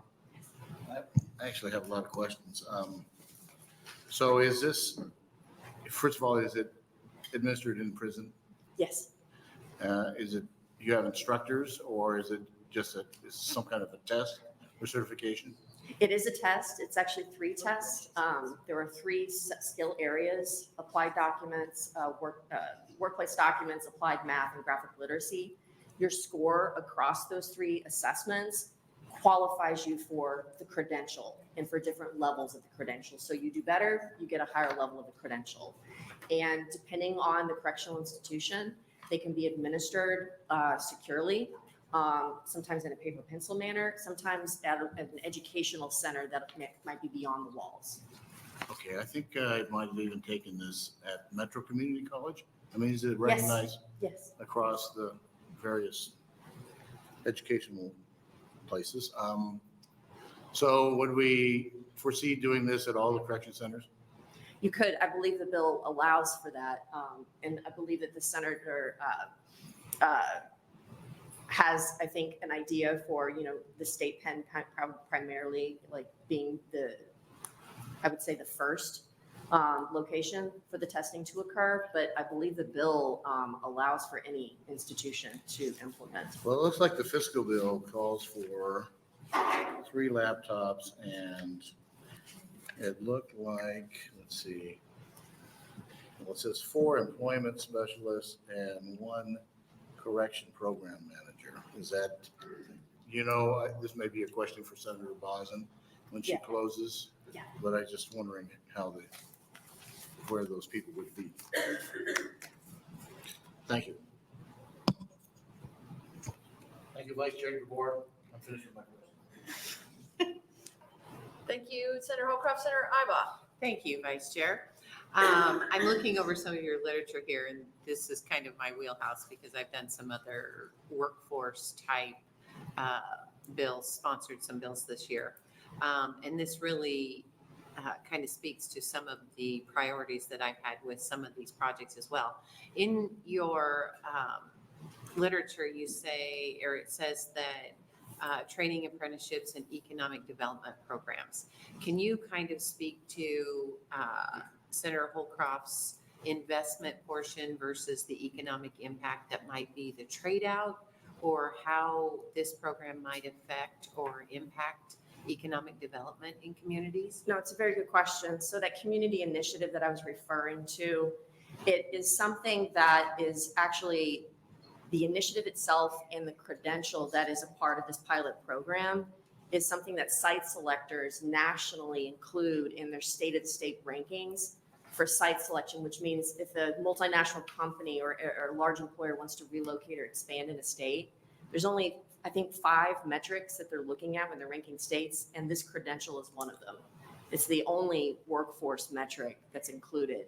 And so in aggregate, when you have a labor pool that's earning this credential and a community coming together to certify their workforce, that's recognized for economic development activities nationally.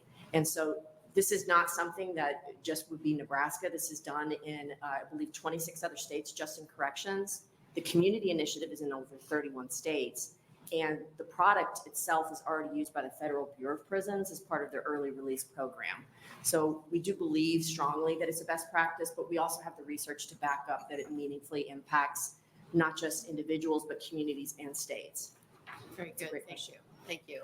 Thank Are you, there Vice Chair. other, Senator Holcroft? Thank you, Vice Chair DeBoer. This is, actually, this question came from Senator Decay. He asked me to ask it because he's a little shy, but this is really higher than the GED high school diploma, right? I mean, It can it's be. almost a requirement. It can be. It starts at the very simple level, so things like making change. That's the lowest level of math that we assess. But then it starts to get pretty complex. And if anybody's been in a trade occupation that requires higher levels of math, you'll understand like having like a concept of, square area is pretty important.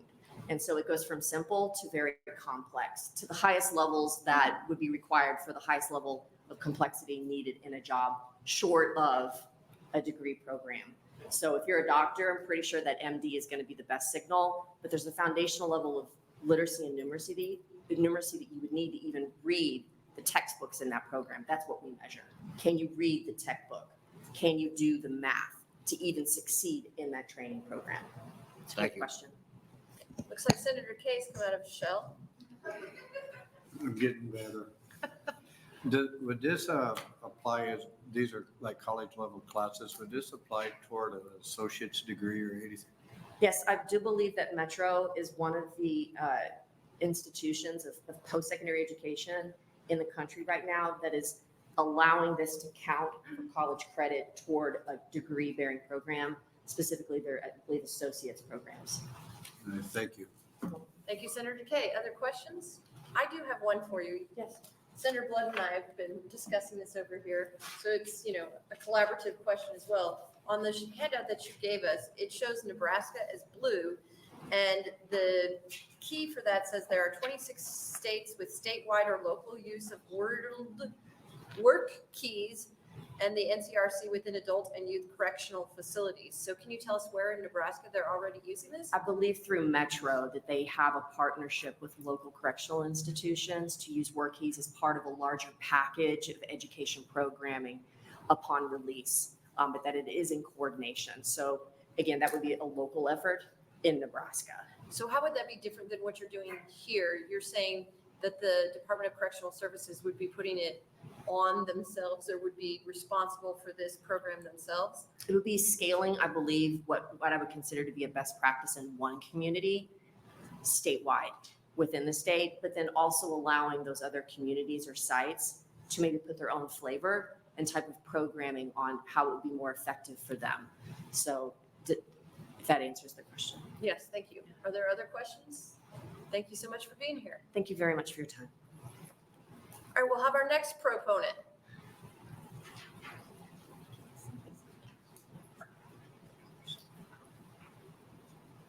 Welcome. Hello, thank you. Vice Chair DeBoer, members of the Judiciary Committee. My name is Amy Doty, A-M-Y-D-O-T-Y. I'm here today in support of LB 1126, proposed by Senator Bosn on behalf of Southeast Community College. I am currently the acting director of our new prison education program. And I'm here, as I said, to support the legislative bill to fund and pilot the National Career Readiness Certificate Program across the Department of Correctional Services in Nebraska. The 1,400 individuals this bill seeks to provide with essential career readiness skills will open countless opportunities to meaningful employment post-release and for those individuals in our community correction centers actively seeking employment.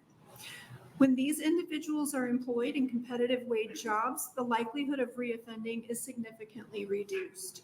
When we can shorten the time between release and meaningful employment, again, the chances of recidivism are significantly reduced. The ACT Work Keys National Career Readiness Certification is an evidence-based program providing training for in-demand skills employers are looking for when asked about what they need most from qualified applicants. Yet they have the least time to actually train those new employees in those skills.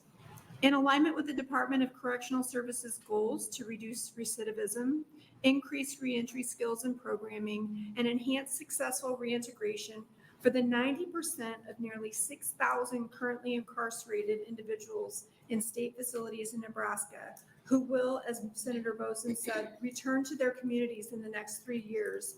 This pilot program will no doubt make a significant contribution toward realizing the ambitious, admirable, and timely goals of the department. Southeast Community College, in partnership with NDCS, has recently launched our prison education program in 4 state correctional facilities to create access to higher education and the knowledge, skills, experience, and credentials returning citizens need to be successful and gain upward economic mobility. Our goals run parallel to those of this bill, and we are willing to extend our existing partnership with the department to support any initiatives and programs whose aim it is to reduce recidivism, meet workforce needs, and serve our communities. I am available for questions. Thank you. Thank you so much. Senator Blood. Thank you, Senator DeBoer, Vice Chair DeBoer. You said you're in 4 facilities, and what are those 4 facilities? We are in the Nebraska State Penitentiary in Lincoln, Nebraska. We are in the Community Corrections Center of Lincoln.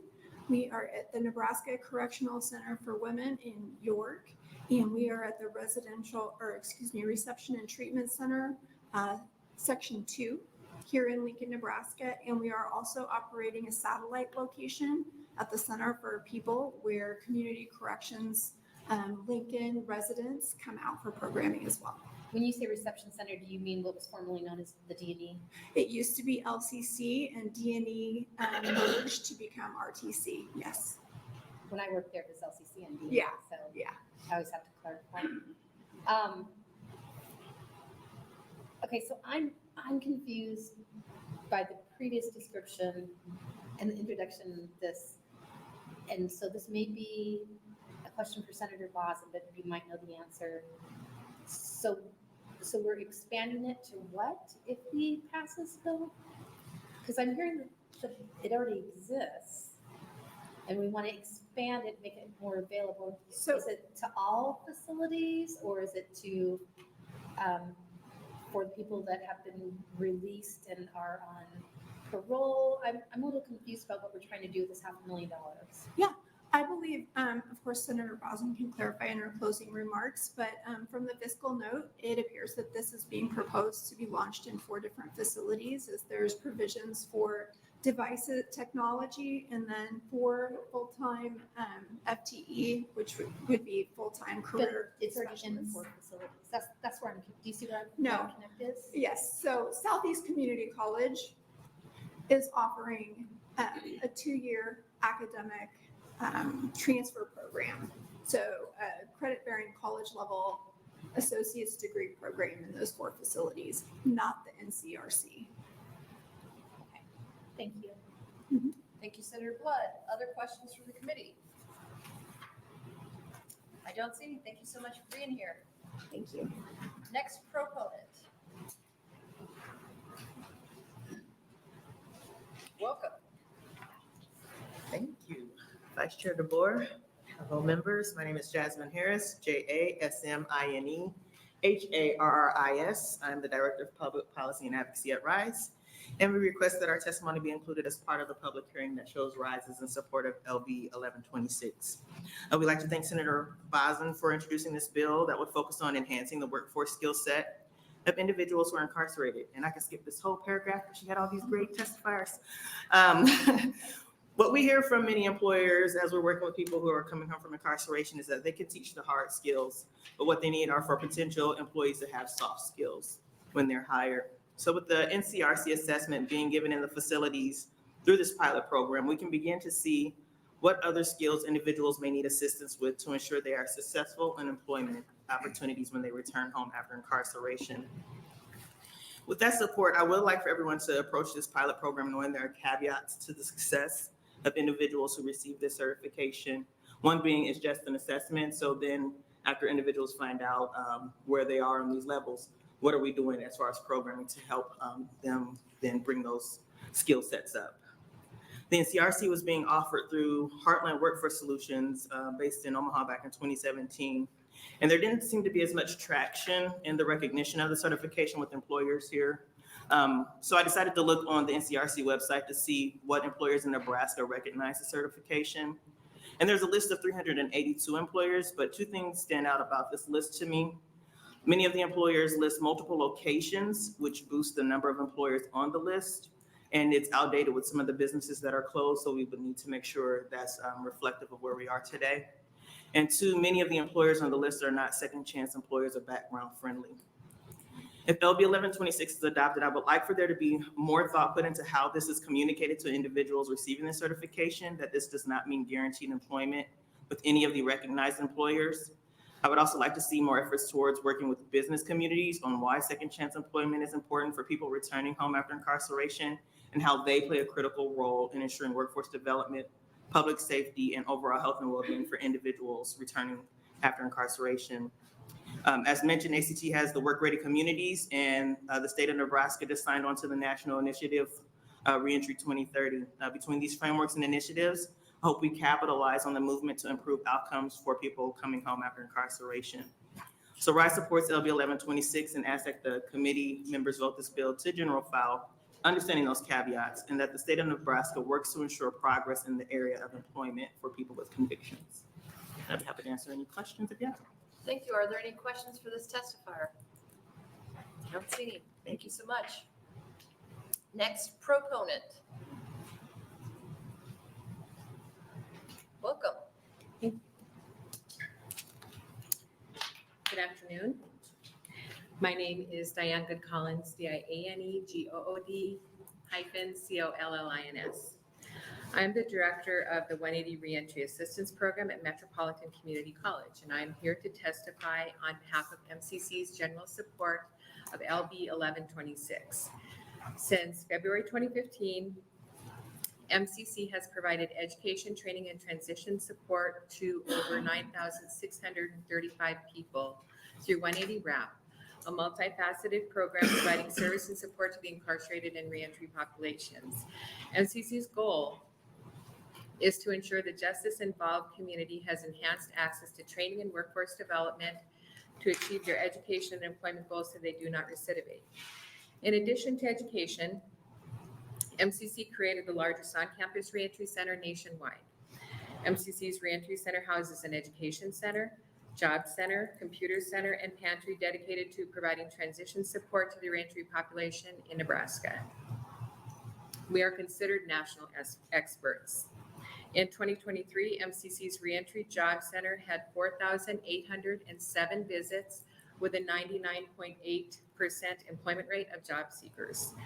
These impressive outcomes are largely due to the fact that MCC has built support among over 375 background-friendly employers who understand the value of this hidden workforce. The NCRC is a valuable credential for the incarcerated population. The NCRC, an evidence-based portable industry-recognized credential that validates work-ready skills, helps individuals with a background attain their employment goals. Overall in Nebraska, 6,829 NCRCs have been earned, and there are currently 382 Nebraska employers supporting the credential. Since March 2017, MCC has offered the NCRC assessment to the incarcerated populations at Omaha Correctional Center, Nebraska Correctional Center for Women, Tecumseh State Correctional Center, and the Community Correctional Center Omaha. For someone releasing from prison, having the NCRC can be the key to acquiring family-sustaining employment upon release. Funding and lack of internet capability have been barriers to MCC faces with expanding additional NCRC assessments to the incarcerated population. Currently, one team member provides a paper pencil assessment. Without internet use, the only option for the assessment is the paper pencil version. With additional funding, MCC could readily expand ACT training to additional team members, increase access to the NCRC assessments, engage in long-term planning with NDCS to implement online digital assessments, raise the number of NCRCs in Nebraska, and connect more individuals with backgrounds to the workforce. I'm up on time. Thank you so much. Let's see if there are any questions. Senator Decay. Thank you, Vice Chairman DeBoer. With the 375 employers, are they all from Nebraska? Are they regional? They're all throughout Omaha metro area, yes. Okay, thank you. Any other questions?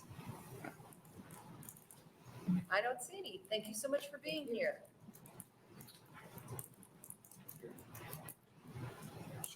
Next proponent. Good afternoon. Judicial Committee, I'm Jason Whitmer, JASON, WITMER. I'm a policy fellow at the ACLU, and I am here in support of LB 1126. Research has shown that the Education Job Readiness program significantly contributes to the success of reentry into society and reduces recidivism rates. LB 1126, through the National Career Readiness Certificate Pilot Program, which is a mouthful, provides incarcerated individuals with essential skills certificates necessary to achieve employment post-release. Now, I'm just going to move on because a lot was spoken, but as was said, the Federal Bureau of Prisons has initiated this program centered towards the incarcerated individuals upon release to be ready for careers. This also has case studies in Indiana, New Mexico, Michigan, and our sister state, Iowa, that have shown significant reductions in recidivism rates and improved employment perspectives for participants in similar certificate programs. So I would like to point this out specifically so 1126 not only addresses the immediate need for employment upon release, but sets individuals on a path towards long-term success and stability. By equipping incarcerated individuals with job-ready skills, 1126 enhances the likelihood of achieving the NDCS Director Rob Jeffers' goal that 90% of individuals released on parole will be employed within 30 days. That I believe that is the 2030 reentry initiative goal that he spoke about. And this is a pretty ambitious goal. I have worked as an employment specialist for a couple years with the Mental Health Association before moving to the Kia House coordinator. And I worked with the individuals dealing with mental health struggles, and very few of them had felonies. And I will say that those that did have felonies on a record, it is difficult to get an employer to give a person a chance. So I am excited to see where this will go. 1126 will have far-reaching benefits for returning Nebraskans and society. So we thank Senator Bosn, and as she said, there is a lot of us together in this that would like to see this move forward and see what comes of it, and then we will go from there. So we urge the committee to advance 1126. Thank you. Thank you. Any questions from the committee? Seeing none, thank you for being here. Next proponent. Proponent. Moving on to opponents. First opponent. Moving on to those testifying in neutral capacity. See none. Senator Bosn is welcome to close. As she comes up to close, we have 4 letters. All letters are in support.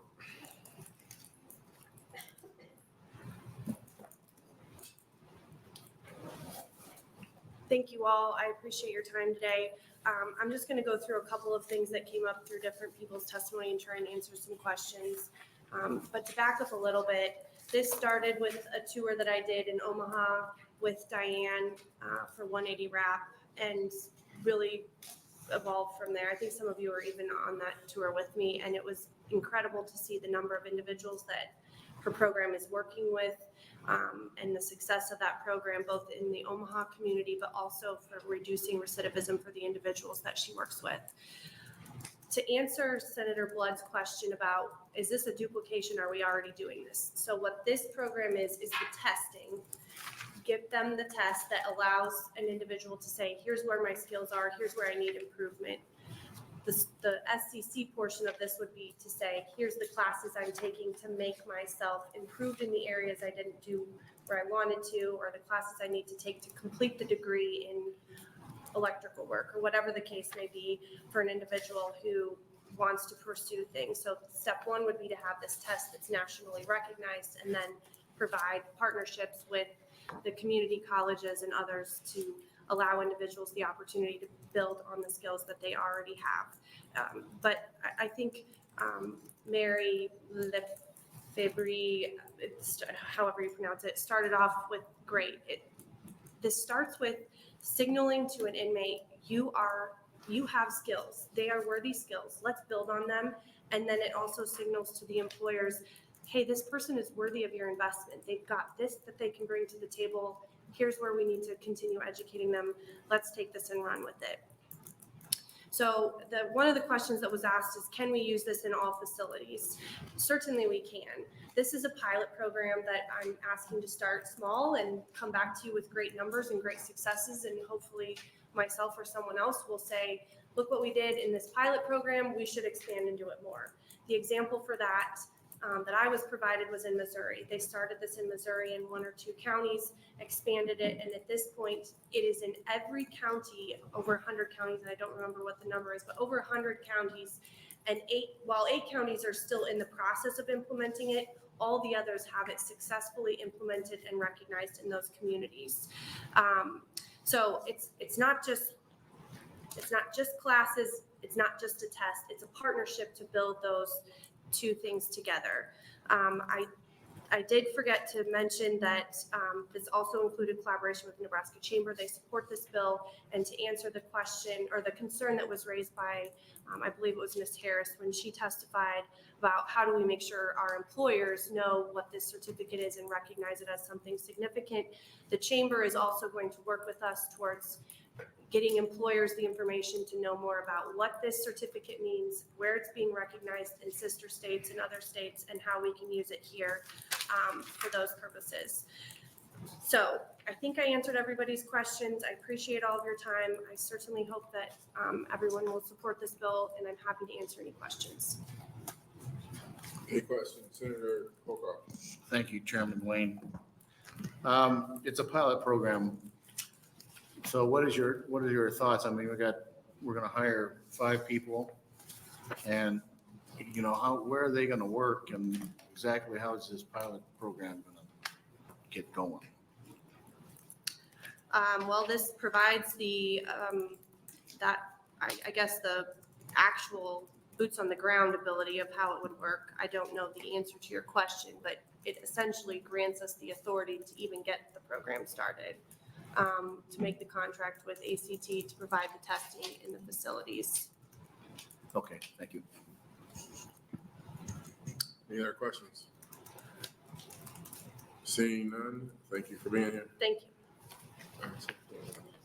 And we'll close on LB 1126, and now we'll open on this is the last one. We are not scheduled. LB 1145. I'm used to being here till 10 o'clock. All right. Welcome. Thank you, Chairman Wayne, and good afternoon, members of the Judiciary Committee. My name is Carolyn Bosn, CAROLYN BOSN. I represent District 25, which is Southeast Lincoln, Lancaster County, including Bennett. This is LB 1145, which would move the Division of Parole Supervision back under the Department of Corrections. I would like to make sure and point out that the Board of Parole would not be eliminated. The Board of Parole was created as an independent agency by a constitutional amendment in 1968. Up until July 1st of 2016, the Division of Parole Supervision was under the Department of Corrections. Legislative Bill 1145 would move the Division of Parole Supervision back under the Department of Corrections. And it's my belief that by moving the the Division of Parole back under the Department of Corrections, we can make a more streamlined approach for individuals as they are exiting our prison systems. This would allow us to provide a continuation of the programs, substance abuse services, and mental health services from the time that an individual is incarcerated up until the time they are released, including parole. Looking at Director Jeffrey's past experience in Illinois, he has the experience of being in charge of a successful parole program, and it's my belief we should take advantage of his experience here as well. This committee has heard that not enough people are being released on parole, and there is a backlog of eligible people not being put on parole. Director Jeffrey's previous experience encouraged me to introduce this bill, which would allow a continuation of the programs and give more individuals the opportunity to be on parole. Thank you for your time and attention. I would be happy to answer any questions. Any questions from the committee? Nope. We'll start with proponents. First proponent.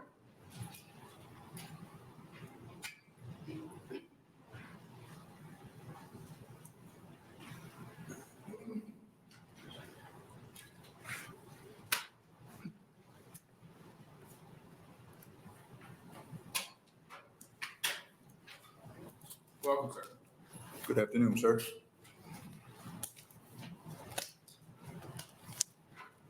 And everyone else, good afternoon.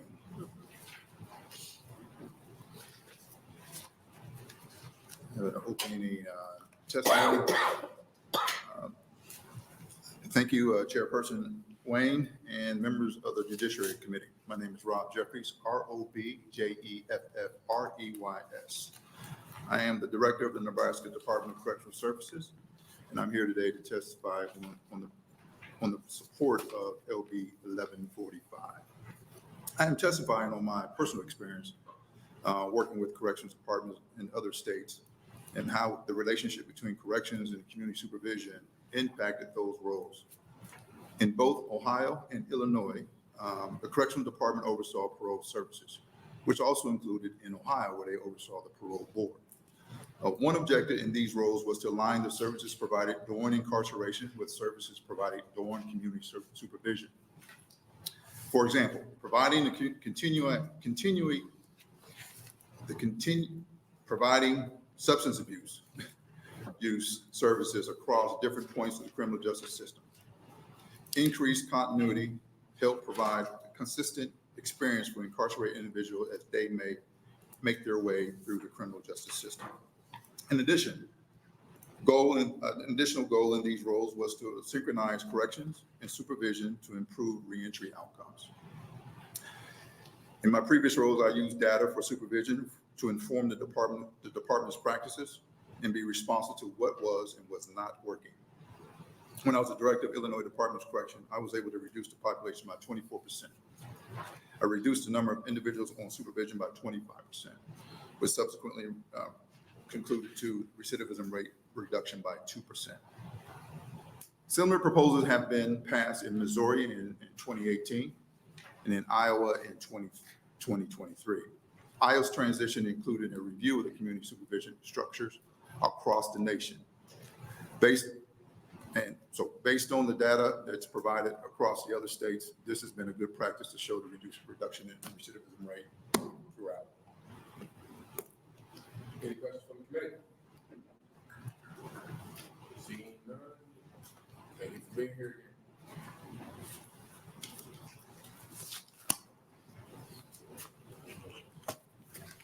Next. Proponent.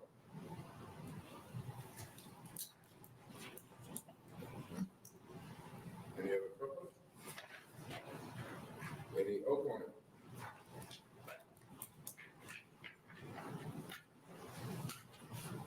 Welcome to your Judiciary. Thank you very much, and good afternoon. My name is Jennifer Miller, Jennifer-Miller. I am currently an assistant professor at Wayne State College. My testimony today is being provided in an individual capacity and does not represent the position of the Nebraska State College system or any of its member institutions. I was the board's data analyst and then an assistant director for the Division of Parole Supervision from 2016 to 2022. And while I have great respect for most of the staff at corrections, placing parole under that strained agency would be a grave mistake. Parole has made great strides since becoming independent in 2016. In my 6 years there, parole achieved more than most government agencies do in decades. In that time, parole successfully implemented many evidence-based practices that have been shown to improve public safety, and it shows up clearly in the decreases in recidivism found in the quarterly statistical reports on the corrections website and is pictured in my testimony. Parole has also been nationally recognized for this work. In 2017, the National Governors Association selected Parole's Seamless Systems Project as one of just a few to receive support with technical assistance and funding. Parole's research and training team actually received the American Probation and Parole Association's President's Award that same year for its work on evidence-based practice implementation. And since then, Parole has received millions of dollars of grant funding from the Office of Justice Programs to support innovative and evidence-based practices and programming. And this has all been done with a fraction of the budget that corrections receives. The money appropriated to corrections for fiscal year 24-25 would fund parole for over 25 years at its current budget. My final point today is going to programming. According to the Nebraska Examiner, this bill is supposed to allow rehabilitation programming to continue seamlessly for an inmate from prison to release on parole. This statement assumes such programming is actively pursued and prioritized, and that frankly is not what I saw from corrections in my time there. What I did see was inadequate staffing to deliver programs, recommendations focused more on someone's remaining sentence than their rehabilitation, and resistance to sharing information on clinical programming. Last week, I learned that the violence reduction program was eliminated by corrections. Parole independently developed a VRP aftercare program using the grant funding it received, and that program was the first of its kind in the country and is now no longer a continuation of programming inside. If what is wanted is rehabilitative programming, then parole must stand alone or it will fall victim to the same programming cuts that have been implemented by corrections within its facilities. I've prepared this testimony following reviews of reports from corrections, the Nebraska Center for Justice Research, the Inspector General, all the JRI reports, and whether we talk about programming, cost effectiveness, or public safety, the conclusion is the same. Parole has been successful independently. Thank you. Any questions? I have one. You know what they're replacing VRP with? What's that? You know what they're replacing? I don't have any knowledge of what they're replacing VRP with, if they are replacing it at all. What I do know is the conversations about it were that it was eliminated and that the staff at parole were basically notified that it was going away. Now, VRP is part of those parole board guidelines. Those are some of the critical programs that they consider before release. So this would be an elimination that would not just affect potential release, but also, again, that rehabilitative programming continuation. Thank you. Any other questions from the committee? Seeing none, thank you for being here today. Thank you. Next, opponent. Next, opponent.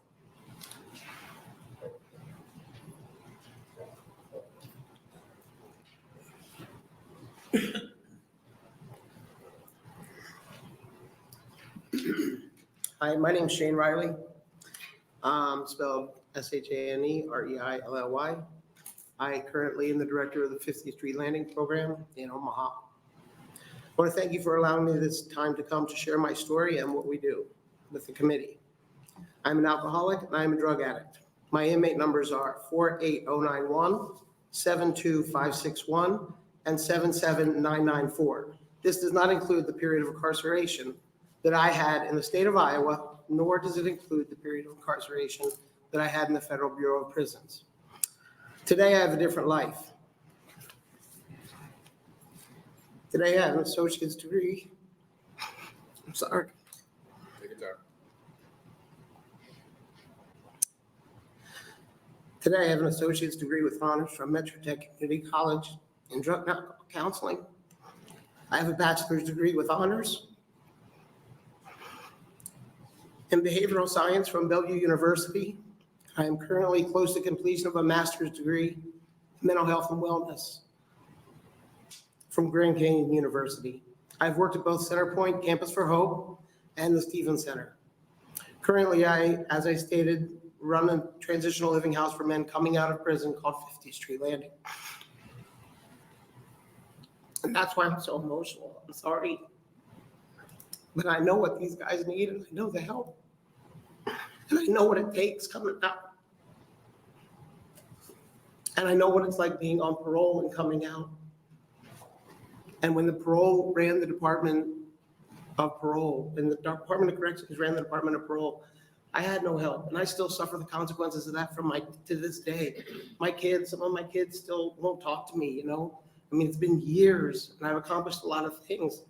My youngest daughter still doesn't have anything to do with me because of the crimes that I committed while I was an addict. I apologize for going off here. I know I got to get going. The purpose of me coming to testify is to allow you to see the value parole has and what community-based reentry and community-based programming can provide.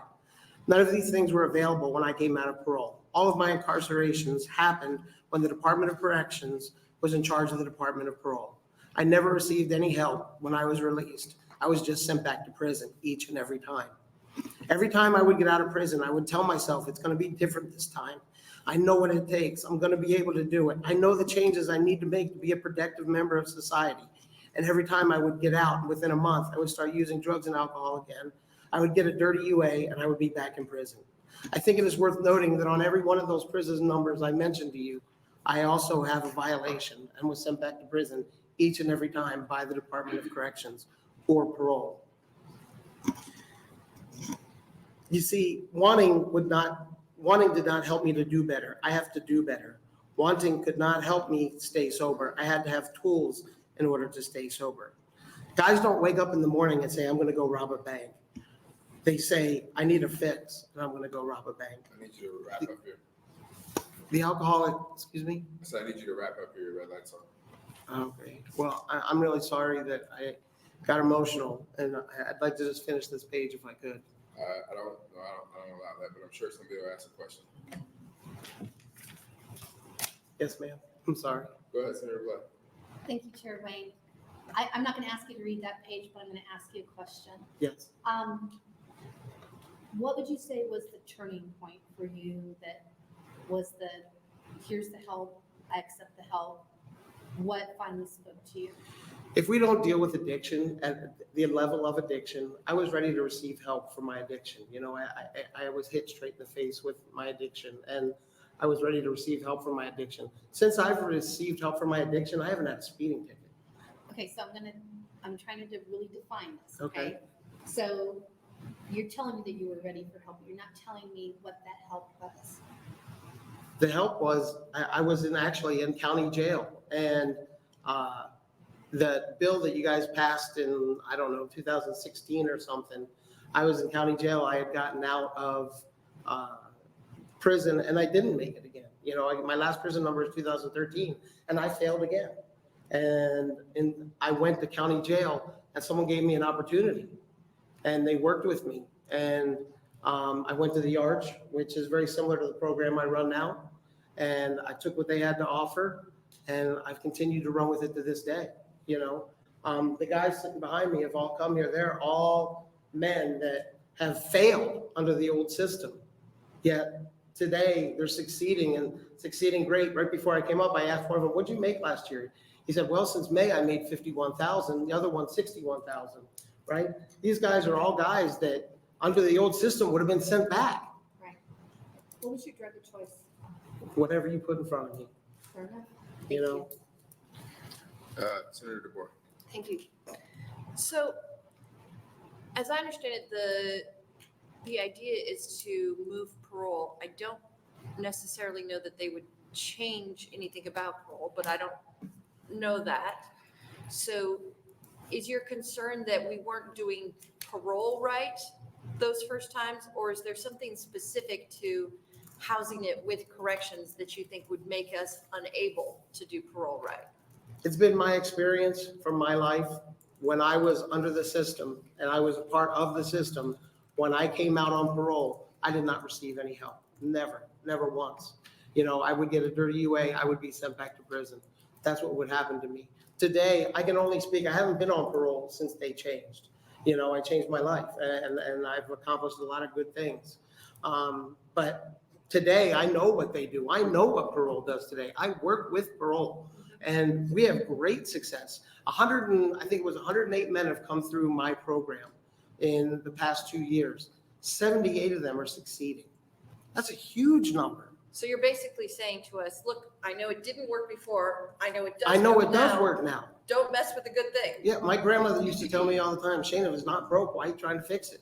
All right. Right? This is an exact example of that because, you know, I was a product of that environment. I was a product of recidivism over and over because my addiction was never dealt with. Today, my biggest concern in my facility today is when the new guys come in, they bring drugs with them into my facility. Yeah. That's how much drugs are in the Department of Corrections right now. They bring them with them into the facility. Then I have to get them off of those, help them, allow them to see that there's a better way, allow them to get some help for their addiction, and then we build from there, you know? Really appreciate the work you do. That's Well, it's thank folks you. like you who do the work that really gets it done. So Well, thank it's you. guys like these that make a difference in their life, no? Thank you so much for being here and for the work you do. Do you have your whole testimony written down? Yes, I do. I didn't. No. Is there anything in there confidential you don't want? 'Cause No, I can have please, put it in the have newspaper. I'll have the page make copies for the committee. And Yeah. we'll also include it in the record for you. Thank you. Thank you. Any other questions? Senator Ida. Thank you, Chair White.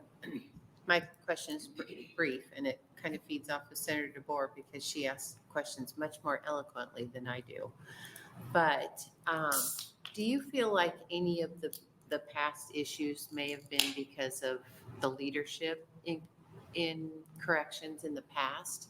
Because with new leadership, is it possible that we could have a development of the program to be successful? Sure, anything's possible, right? But I can tell you this, from my experience in dealing with guys that come out, and I deal with that every day, you know.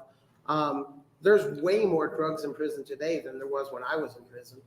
I mean, the prison system itself is in way worse shape than it was when I was a part of that prison system. And I can say that because, you know, I did do, I think, 10 years total or 9 years total in the Nebraska Department of Corrections, right? And so I can say that based on that, and then based on what these guys come out and tell me that have just come out, and the ones that bring drugs into my facility. And I say, bro, we talked about this over the phone. We're here to change, right? You know, we're gonna get you to have a better life. I'm like, man, it's just, I can't give it up. I can't get off it because they're doing it every day in prison. Okay, I appreciate it. I applaud you for coming and testifying. We learned. Sorry, I screwed No, up. You didn't screw up at all. No, I think you're very helpful. Thank you. Thank you, Chairman. Any other questions on the committee? Thank you for being here. Thank you. Next, opponent.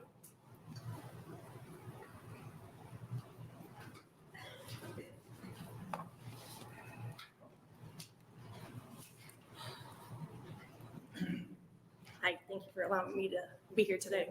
I got on parole in 2013. So I've been under when it was under Department of Corrections, and I've been under when it has been individualized.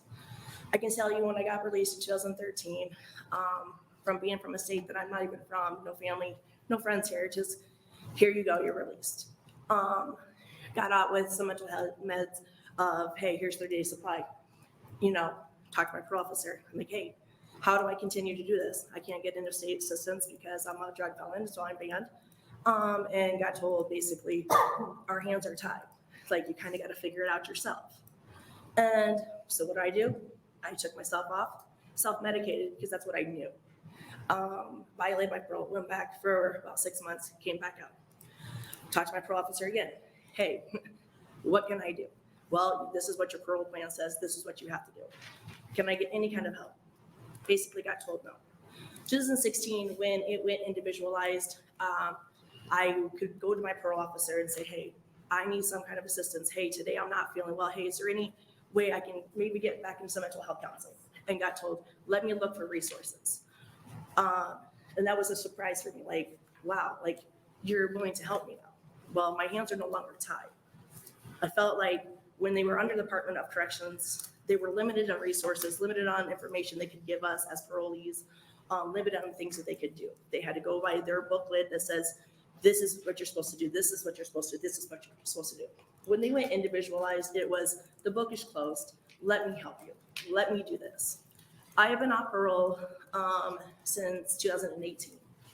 With the help of my parole officers, even other parole officers that have been in the building, I could call at any time and say, hey, today something's not right. Hey, I'm having that urge of wanting to use. What can I do? Can you give me some more resources? And I get that. Today, I still talk to my parole officer. I didn't have community corrections. I didn't have the schooling like they've been offering today. I'm listening to it, all this stuff today. I never had none of that. But today, I used to run 2 lines. I was a assembler and a paint line as a supervisor. Today, I'm a computer programmer with no educational background. I learned on the job. But I felt like when I had that one person who had my back, I guess is what you guys want to say, when they separated and who believed in me, and that's when I was like, hey, I can still call her today and be like, I have people who work underneath me needing a place to live. Do you have any resources that I can help guide them? They're at community corrections right now. And she'll be like, yep. She'll email me and say, try these places, try these places. It's hard, and fortunately it sucks when you don't have nobody in your corner. And then when you get out, you just have that one person who's there for you. And when their hands are tied, it makes it harder all around. Thank you. Thank you. Can you spell your name for the record? Oh, I'm sorry. April, April, Shot Pouch, Shotpouch. Thank you. Any questions from the committee? Seeing none, thank you for being here. Thank you for your testimony. Next, opponent. Anybody testifying in a neutral capacity? Neutral capacity.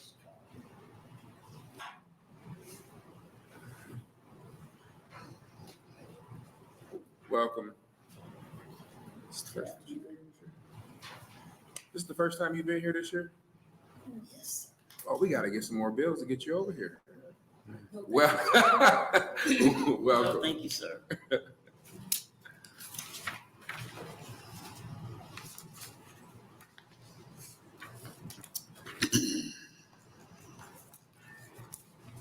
Good afternoon, Chairman Wayne, and the Judiciary members. My name is Rosalind Cotton, ROSALYN, Chairperson of the Board of Parole. I'm here to testify on LB 1145. I'm here to give the committee some historical context and perhaps unintended consequences if this bill was to advance. The board's mission is to make informed decisions regarding who is ready for parole into our communities and what measures can be put in place and best mitigates risks to public safety. This involves individualized evaluation of every incarcerated individual with a parole eligibility date. The board needs accurate, evidence-based, and reasoned information regarding institutional behavior, appropriate reentry plans, and participation in evidence-based treatment and programming as recommended by the clinicians to make these determinations. From 1921 to 1969, the Board of Parole is functioning in its parole capacity in the sole jurisdiction to grant or deny paroles, which included release under the guise of other procedure, purport any of the document allowing incarcerated individuals to go beyond the buildings and enclosures of corrections facility. The board was also authorized to appoint probation officers to assist in carrying out provisions of parole. Nebraska revisions statutes 29-2605 to 29-2625 also including investigation matters, interviewing witnesses, communication of convicts, and the apprehension of inmates to return to the institution, the word supervision. Post-1969, the Board of Parole has become a separate entity from the Board of Pardons. Over the years, there has been confusion due to the movement of staff back and forth between the Board of Parole and the Department of Correctional Services in order to facilitate the functioning of the board. Although 1969 LB 1307 created the Division of Corrections and the Department of Public Institutions of the Office of Parole Administration created the Division of Corrections. The Parole Board was legislatively empowered to appoint the Parole Administration, who then appointed parole officers until the legislation changed in 1972. Then with LB 598, 2015, the board resumed the power to initiate appointed parole administration and given authority of the parole administration. What I will say is now the parole division underneath the Board of Parole made tremendous gains in which I'm very proud. The board has implemented decision guidelines that hinge on delivering individuals participating in clinical programming. We have individuals releasing incarceration who need assessment and treatment and services best alleviate the risk of community safety. The Division of Parole Supervision, the Board of Parole put in place numerous new services and technology to minimize the revolving door. A lot of work went into LB 598, that gave the parole board the independence in the parole arena, which translates to the community. I've included in Exhibit's 2014 memo from Public Advisor Marshall Lux, a discussion about parole board independence. This is a part of Appendix 3, the LR 424 committee. The board relies heavily on the expertise, experience, and dedication of its staff. They work tirelessly to give the board confidence in every weighty decision made by the board, whether or not we release individuals into incarceration. Thank you. Any questions from the committee? Can you help me understand? So if a person is underneath the Department of Corrections custody, what we call it that, they are parole eligible. Does custody ever shift? Like, how does that work? Like at what point does that person go underneath I'm talking about the inmate go underneath the parole jurisdiction? This is what happens once they get assessed in the RTC institution. The board takes a look at them to see if they're eligible for parole. Majority of them are normally eligible. At that particular time, the board will consider them for parole based on the institutional behavior, based on the realistic parole plan, and based on programming needs. At that particular time, once the board set them a hearing, we have to wait until their eligible date to parole them. But when you parole them, are they now underneath your jurisdiction? That is correct. Once they are paroled, it becomes the liability, our responsibility to legally control and make sure they're doing what they're supposed to do while they're on parole. All of our special conditions that are attached to that parole condition, that parole certificate, the Board of Parole is responsible for making sure those individuals are doing what they're doing, which is one of the reasons why the Division of Parole Supervision has to do what basically the parole board recommends, and there is no way that we will be able to do that if they go back under the Department of Correctional Services. We have no jurisdiction, no authority, or what the staff do at the Department of Correctional Services, which is where we're at right now. So you have a criteria for a parole plan, but you have no authority to provide services to the individual until they are paroled. That is correct, sir. So I keep hearing about a bottleneck. Is the bottleneck on the programming side of corrections or the parole side of release? And over the 18 years that I've been on this board, in the last 8 years I've been the chair, in my opinion, the bottleneck is the parole eligibility dates. If they're not within 2 years of that eligibility date, which is something that I changed back in 2015, 2016, to get them within 2 years of that parole eligibility date, they're stuck there. But I did this in order to make sure that they can get the programming needs that the Department of Correctional Services provide.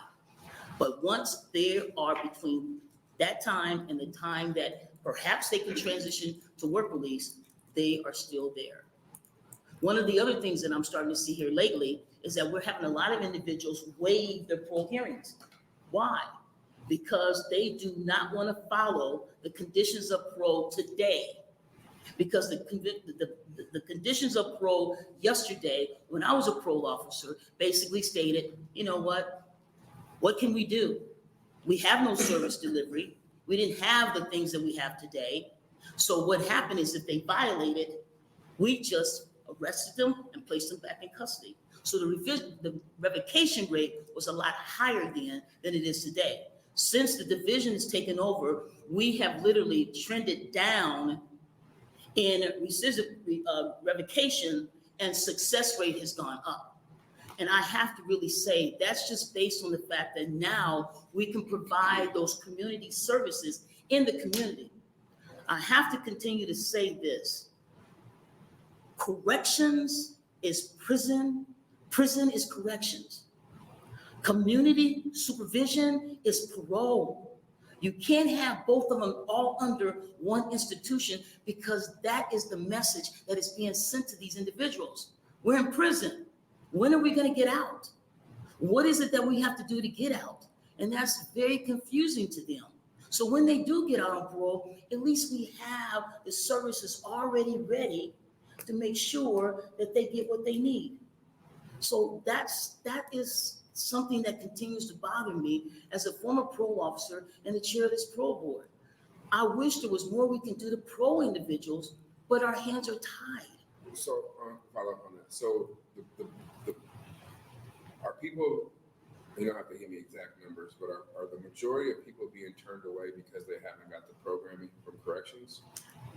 I will not say it's majority. I will still stand behind the fact that they're not parole eligible. However, if they're not getting the programming in the prison at the time, that's why we have that cushion, that 2-year mark, so that they can get the program. But you don't have any control over that. That's correct. I do not have any control over that.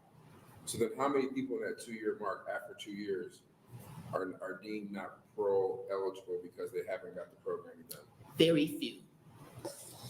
Very few. All right, now we got questions. Senator DeBoer. I'm not sure I followed all of that. So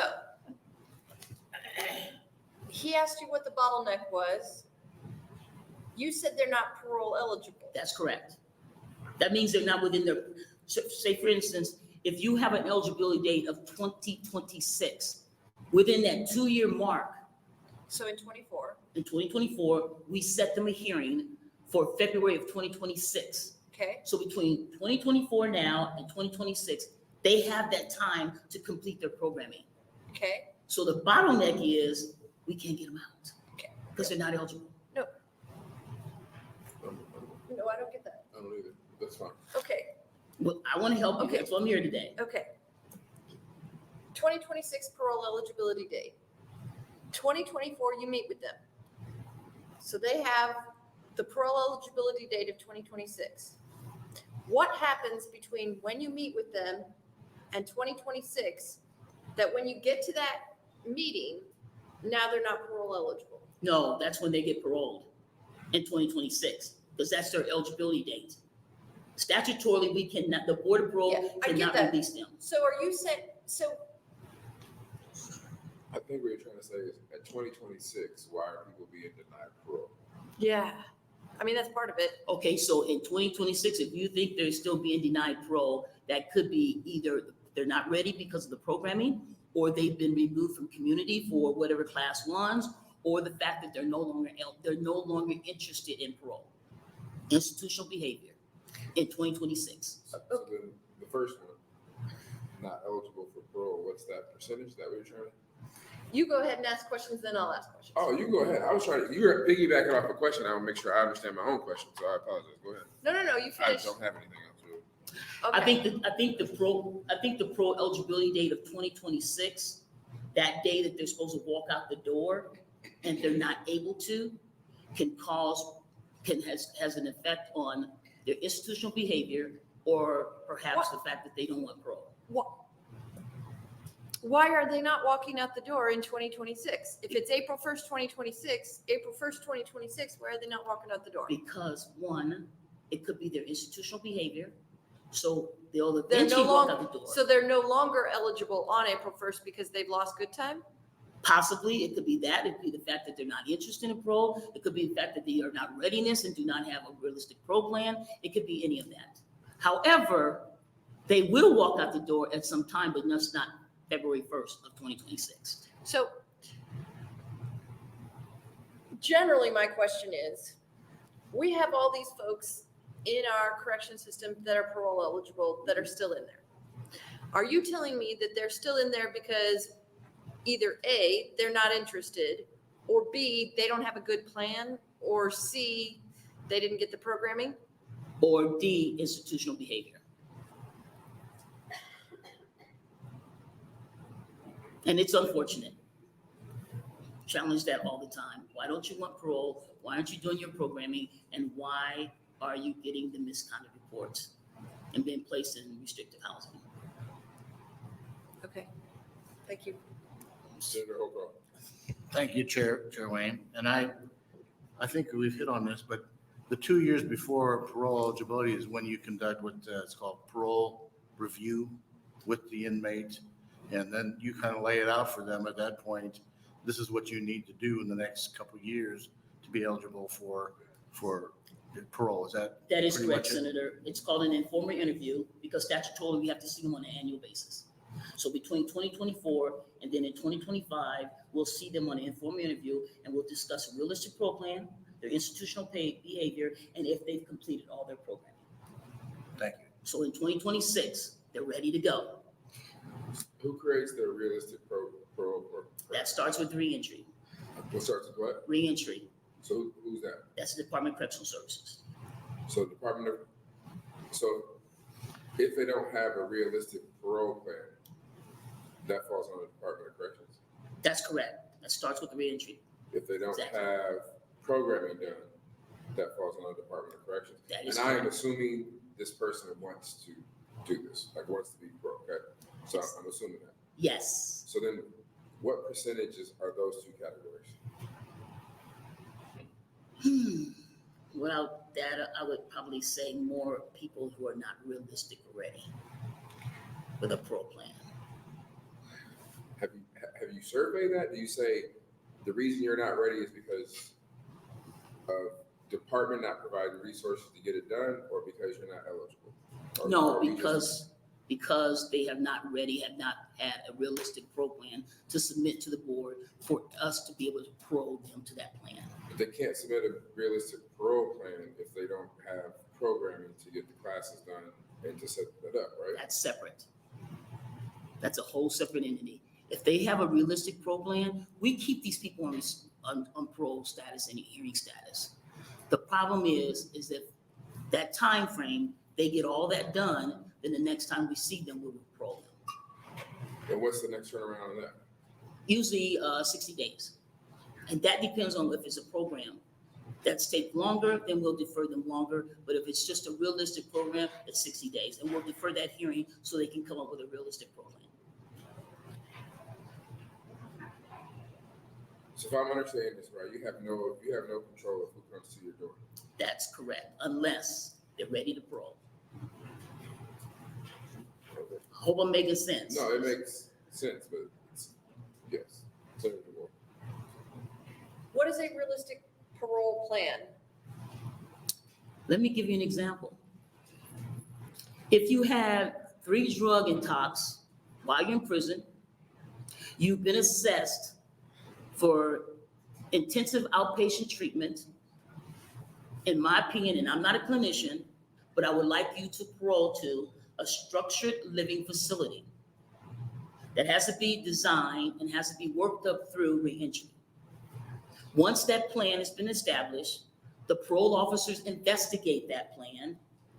That's when we will say, okay, we will consider you for parole and parole you that next hearing date. So let's say it's someone who has those things. You say you need to have a structured living facilities, et cetera, et cetera, et cetera.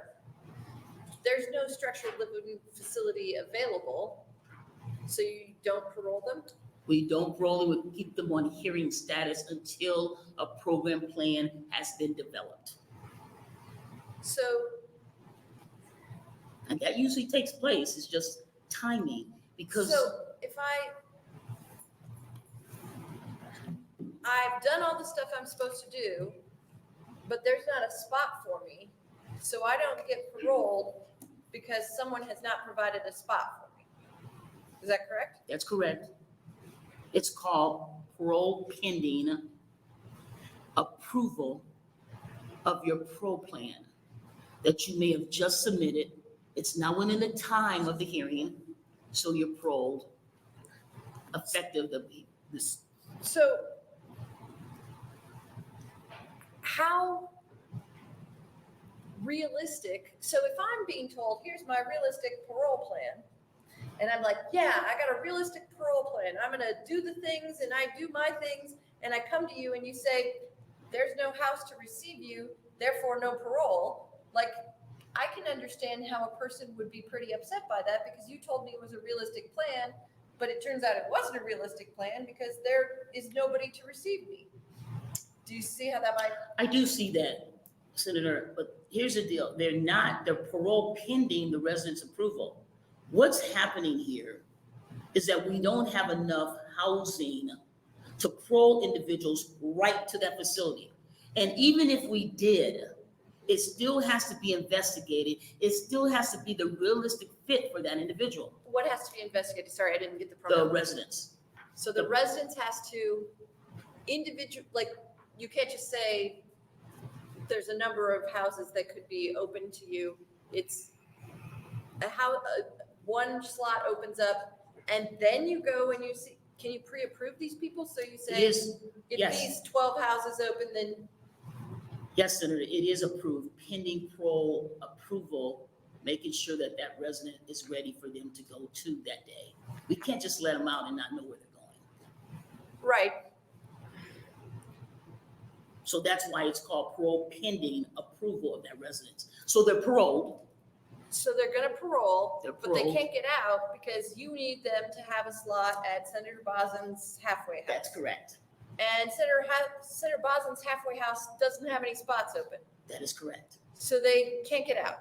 But Senator Ibach's halfway house does have a spot open. Can they go to Senator? It will be investigated. So if she has a good house for that particular individual who has been investigated under the Division of Parole Supervision, making sure it's the right fit for that individual, he gets to go to Senator Ibach's house. I'm just a little concerned about calling it a realistic parole plan if it isn't actually realistic, and we don't know if it's actually gonna be realistic because we don't know what's gonna be there. And I think if I'm a person in prison and I'm being told, do all your things and you'll get paroled, and I work hard. I do all my things. It wasn't easy, but I did all my things. And then it's on us. So we're not getting paroled because we don't, and you're telling me the bottleneck, it looks like the bottleneck that Senator Wayne was talking to you about isn't whether they have programming, maybe that is a bottleneck, but it sounds like the bottleneck is having housing to go to. Is that? That's part of the problem. That's part of the problem. But I will say to you, again, LB 1145, that is the purpose of why we have to maintain the continuity and making sure that these places are the right places to go to, whether it's Senator Ibach's or Senator Bosn's residents, because we need to make sure they have the right plan to go to in order to be successful. Can't you just pre-approve some and say, we know that Senator Ibach's and Senator Bosn's and Senator Wayne's, and we know all of these are good places. If there's a spot in any of those, why could we not just pre-approve those? Because we don't know what's in the house at the time. We have houses that have 10 beds, but they want to put 20 people in them. That is not the appropriate way to manage supervision. So you're telling me that basically our problem with getting some of these folks paroled or getting them out once they've been pre-paroled or whatever it is you call it, sorry, I can't remember, Okay. is that we don't have enough transitional housing. Okay. That's part of the problem. But they got to be eligible to parole, but that is part of the problem, yes. Senator DeKay. Thank you. Was LB 598, was that passed to separate Board of Parole from corrections in 2015, or what was that? That is correct, Senator. Was there bottlenecking, if we want to call it that, bottlenecking before that? And guess, just as a question, if there's bottlenecking before and there's bottlenecking going on now, what are we going to change to take care of that problem? In 2015, I had just became the chair. In 2016, this was effective July 1st of 2016. And what I could say, in my opinion at the time, was there was not so much of the bottlenecking. It was just the fact that we still had many people who were just not within that parole eligibility date just to release them. But once again, I think the whole concept behind the change is to make sure that the parole board can still be independent and still manage those individuals who has been legally paroled that we have to supervise. Senator DeBoer. So where I'm confused at is if you only do 2 days, day you go in, day you come out. And at the end of the day, there's there's not one person who's in control of or who influences what that looks like. So you only get those at the department provide the resources to create a parole plan and to provide program. Like, I mean, at the end of the day, because the parole eligibility date, that's a number that's going to be there. So that's always there. They're always parole eligible. Whether they meet that eligibility, you have no control over. That's correct.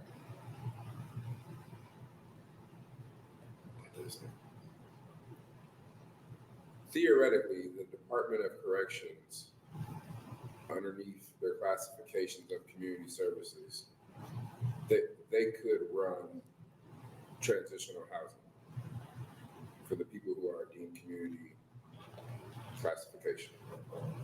They would still be under, so use the example of IBOC, Senator IBOC and Bosn's house. There's nothing stopping the Department of Corrections to deem Senator IBOC's house community corrections. What I'm saying is that an individual can circumvent parole altogether if corrections created their own community corrections, theoretically, right? If corrections had their own transitional living, that would be for those individuals who would not be paroled. That would just be for those people who are incarcerated. Yeah, but those individuals, that's anybody. You can have a parole eligibility date by your definition and not want to go parole. Yes, that's correct. Right, so I could say, all right, Mr. Jeffries, you got this great program at Senator IBOC's house. I can literally do transitional living through them to my jam out date under the current scheme that can currently happen, right?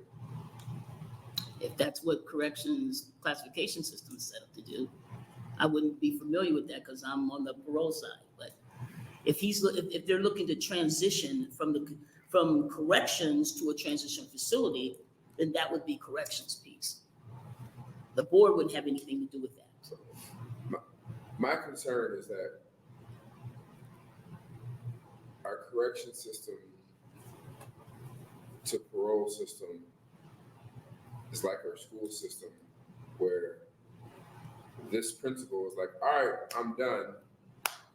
And at the end of it, there's not one person who is making sure that people aren't falling through the gaps. It's like, well, I'm done with elementary school, go to junior high, high school, have a good time. But that principal at the high school is saying, well, these people are coming in and they're not ready, but they're the ones getting dinged, i.e. parole's getting dinged by the community saying you're not paroling anybody. And you've named two factors that, well, actually, every factor you don't have control over, right? That's correct. The only factor that I have is that they're ready. But by your definition, part of your standards is VRP. That's under our guidelines, that's correct. Now, if that's gone, then nobody can be parole eligible unless you guys change your guidelines to match what corrections is saying is a suitable program. I think we're working on what is that going to be placed with at this time. What program is going to be placed that's going to be deemed evidence-based practice so that we can take that into consideration. So then what happens for the 2 years that, or a year that are those people now placed in parole eligible but pending hold? I mean, what new acronym are we going to? Chairperson, that's a very good question. And what I'm going to hope and pray is that they will have that programming completed before they're paroled within that 2 years. Whatever the new program is. As long as it's evidence-based, and I hope we can sit down at the table and talk about that before they move into the next level. That is my hope. Yes, it's very confusing and frustrating. Can I have a flow chart? I've been here for 7 years and I'm still figuring out different silos and I just don't understand. I don't understand the silos. I don't understand. We'll talk offline. I'm gonna take a hearing for this, but it just. Flow chart for, you want a flow chart? What would you like? I can most certainly get that for you. If I become, if I know in 2 years I will be parole eligible, knowing that I have another 2 years after that based off what you're saying.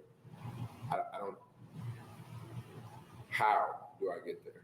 And then who's in charge of how I get there?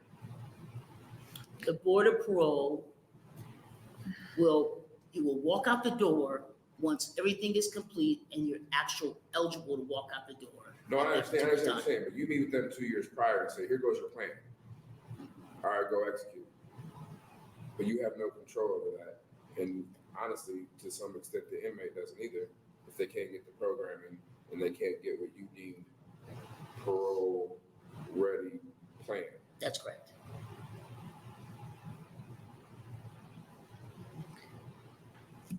All right, So, go ahead, Senator DeBoer. so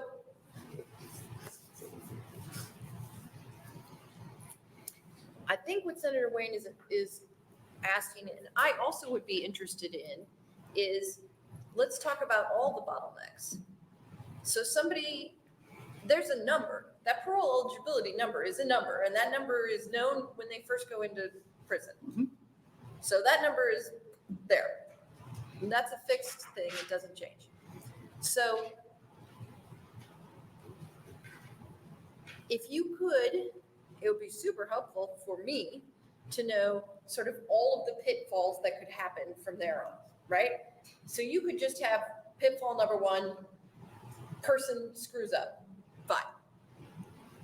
Pitfall number 2, no housing when they get out. Pitfall number 3, don't have programming. Pitfall number 4. They're not interested in parole, they wait. Okay, fine. And then the programming, they don't control. That's correct. The housing, they don't control. That is correct. Whether or not they're interested, they control. Whether or not they behave badly, they control. But like, if you could go through with us, and if you could give us a rough, I don't know if Senator Waynes agrees, but if you could give us a rough number of like, this is about half of the people, this is about 20% of the people. I think that would help us to understand the situation that you're facing, and so we could get an understanding of, because I have never so clearly been told people aren't getting paroled because there's not a place for them to go to that we think is okay for them to go to, until you just said it now. So if I can have those pitfalls, maybe as a legislator, I can really dig in on those places. We can do that. Okay, thank you. Absolutely. Any other questions, thoughts? Okay. Have a good, thanks for coming. Have a good day. Thank you.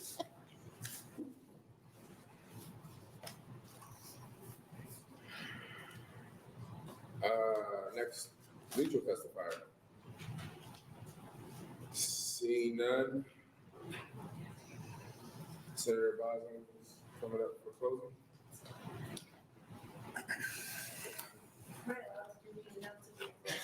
Is what? Am I allowed to do the announcement? Yeah.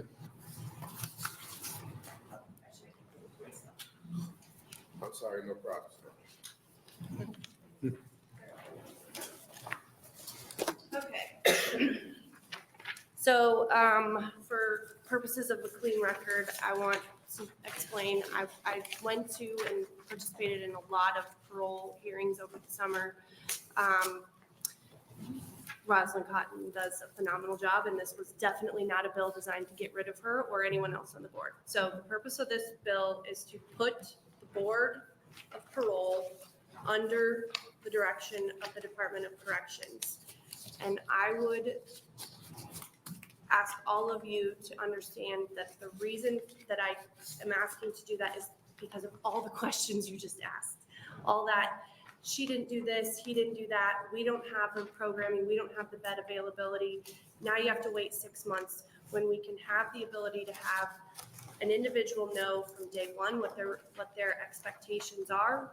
We are going to be responsible for implementing those expectations because we would like to have you out of here and off of the state dime. We will make you, offer you all the programming that you need in order to be successful and transition with you. And I would respectfully in listening to Mr. Riley's testimony and some of the other individuals who testified to parole experiences that they had long ago where the ball was dropped and they were set up to fail, that isn't happening anymore, and this bill wouldn't change that. Those services should and will remain intact for those individuals to become successful into the community. I have tried to demonstrate through every bill that I brought before this committee an intention to set people up to be successful, and this bill is no exception to that. The goal here is not to terminate parole or to stop the programming, but to streamline the services to ensure no gaps and allow for parole to be achieved sooner. The chart that I've handed out, I was provided, I've been provided a number of times, but today I was provided in an effort to try to explain some of the questions that Senator DeBoer was asking about. How many individuals have been denied parole, didn't complete with the programming, or didn't have availability? And this is an effort to try and explain some of those questions. I'm happy to work with individuals on how they think this might be accomplished in a better way. But I do want to make sure that I explain for those who testified in opposition that I'm not asking to get rid of the Board of Parole. The goal here is to put it all, buck stops with the director. And if we think that things are going poorly, we're no longer going to blame the Board of Parole. Anyone else, we're going to call in Director Jeffries, and it will be his responsibility to fix the problems that we see with those issues. And so I don't want to speak for him, but in my conversations with him, he understood that that was my goal. So I'm happy to answer any questions if you have them. Any questions? Senator Brooke. Thank you, Chairman. That sounds like an awful lot of responsibility for Mr. Jeffries on top of what he already has. So, I mean, the Board of Parole will still be responsible for implementing all of these services, but it will be the responsibility of the Director of Corrections to put them in the best position to be able to do that. And if we come in and say, oh, so-and-so isn't getting vocational rehabilitation services or whatever the programming that they've changed because it's not evidence-based, whatever that program was, VRP, then he would be the individual that we would hold accountable for that. It wouldn't be us pointing the finger at parole, not paroling individuals quickly enough. It would be, we need you to provide the programming so that you can parole those individuals quicker. Yeah, sorry. Any other questions? But I saw Senator Brooke get ready to ask her. Go ahead. Yeah, she's making me have more questions. So wouldn't that have been the job of the ombudsman's office before? I don't know the answer. Well, the Because ombudsman you're office basically doesn't. talking about oversight, correct? So, no, this would be responsible for implementation of those services.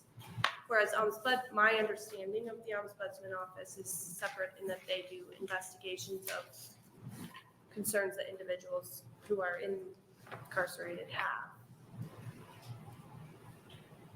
So are you familiar with how long the correctional system has been an issue in Nebraska as far as dysfunctional? So, say your question. Are you aware of how long the correctional system in Nebraska has been highly dysfunctional? Like decades? I mean, I'm older than you, so I have a longer memory about how long it's been a problem. Okay. But it goes way back to Governor Heineman. And I want to express my concern, and I'm asking a question. My concern is not that Mr. Jeffries isn't competent. Sure. My concern is that there are decades of issues that are still needing to be addressed. I'm not saying he is not addressing them, but they aren't going to happen in the blink of an eye. Is putting this under his purview going to really change anything in a timely manner? I share your frustrations to the extent that I'm aware of them. You may have more knowledge of it than I do, certainly by virtue of the fact that I'm fairly new. What I can tell you is that when I spoke with him in my conversations and he articulated the services that he provided in both Illinois and Ohio as they related to both Department of Corrections and parole supervision, his plan was in line with my goals, which are to reduce recidivism and have individuals successfully parole sooner.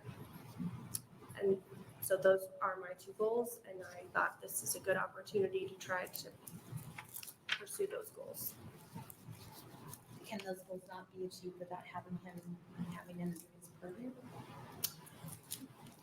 I'm not suggesting that they can't, no. So to the extent that I've given you that impression, no. I think this is just a way to do it, in my opinion, as quickly and efficiently as we can, with less of the finger pointing of whose responsibility is it to make sure that these individuals get the programming, get it quickly, it's available, it's all recognized by one group, and then it's transitioned into the community for individuals to be successful once they're released, which is really the ultimate goal is when you're released, with all due respect, we don't want to see you again.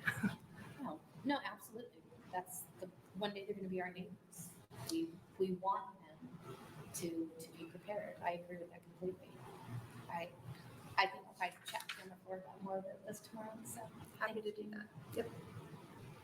So, go ahead, Sarah. Did you just say? Go ahead. Oh, sorry.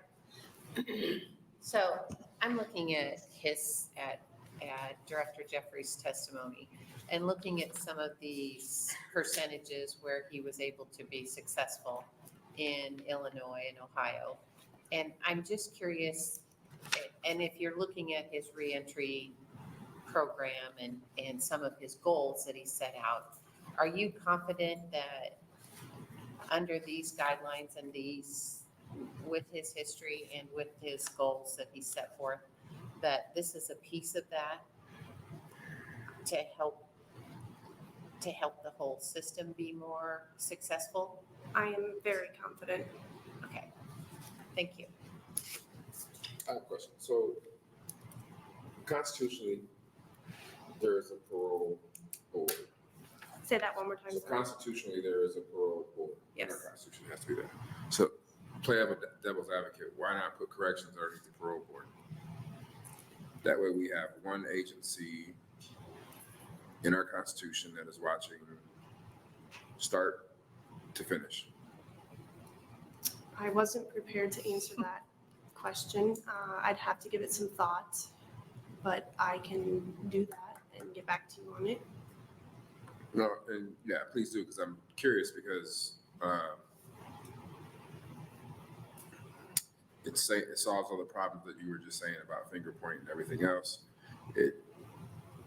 And make sure the end goal that is established by the parole in our constitution can have the resources for individuals to meet their expectations, not the other way around. Right now, it seems like the department, which is an agency, not in our constitution,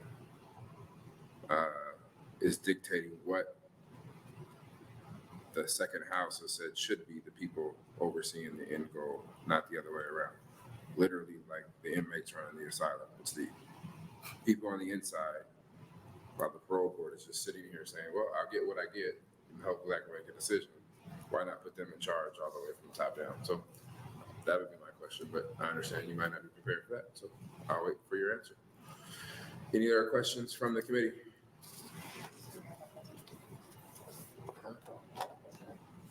Ibach, you have another question? No, thank you. She did. It may have just been a gesture. All right, any other, there was, how many letters? There were 11 letters, 1 in support and 10 in opposition. And that will conclude the hearing on 11:45 and conclude today's hearings.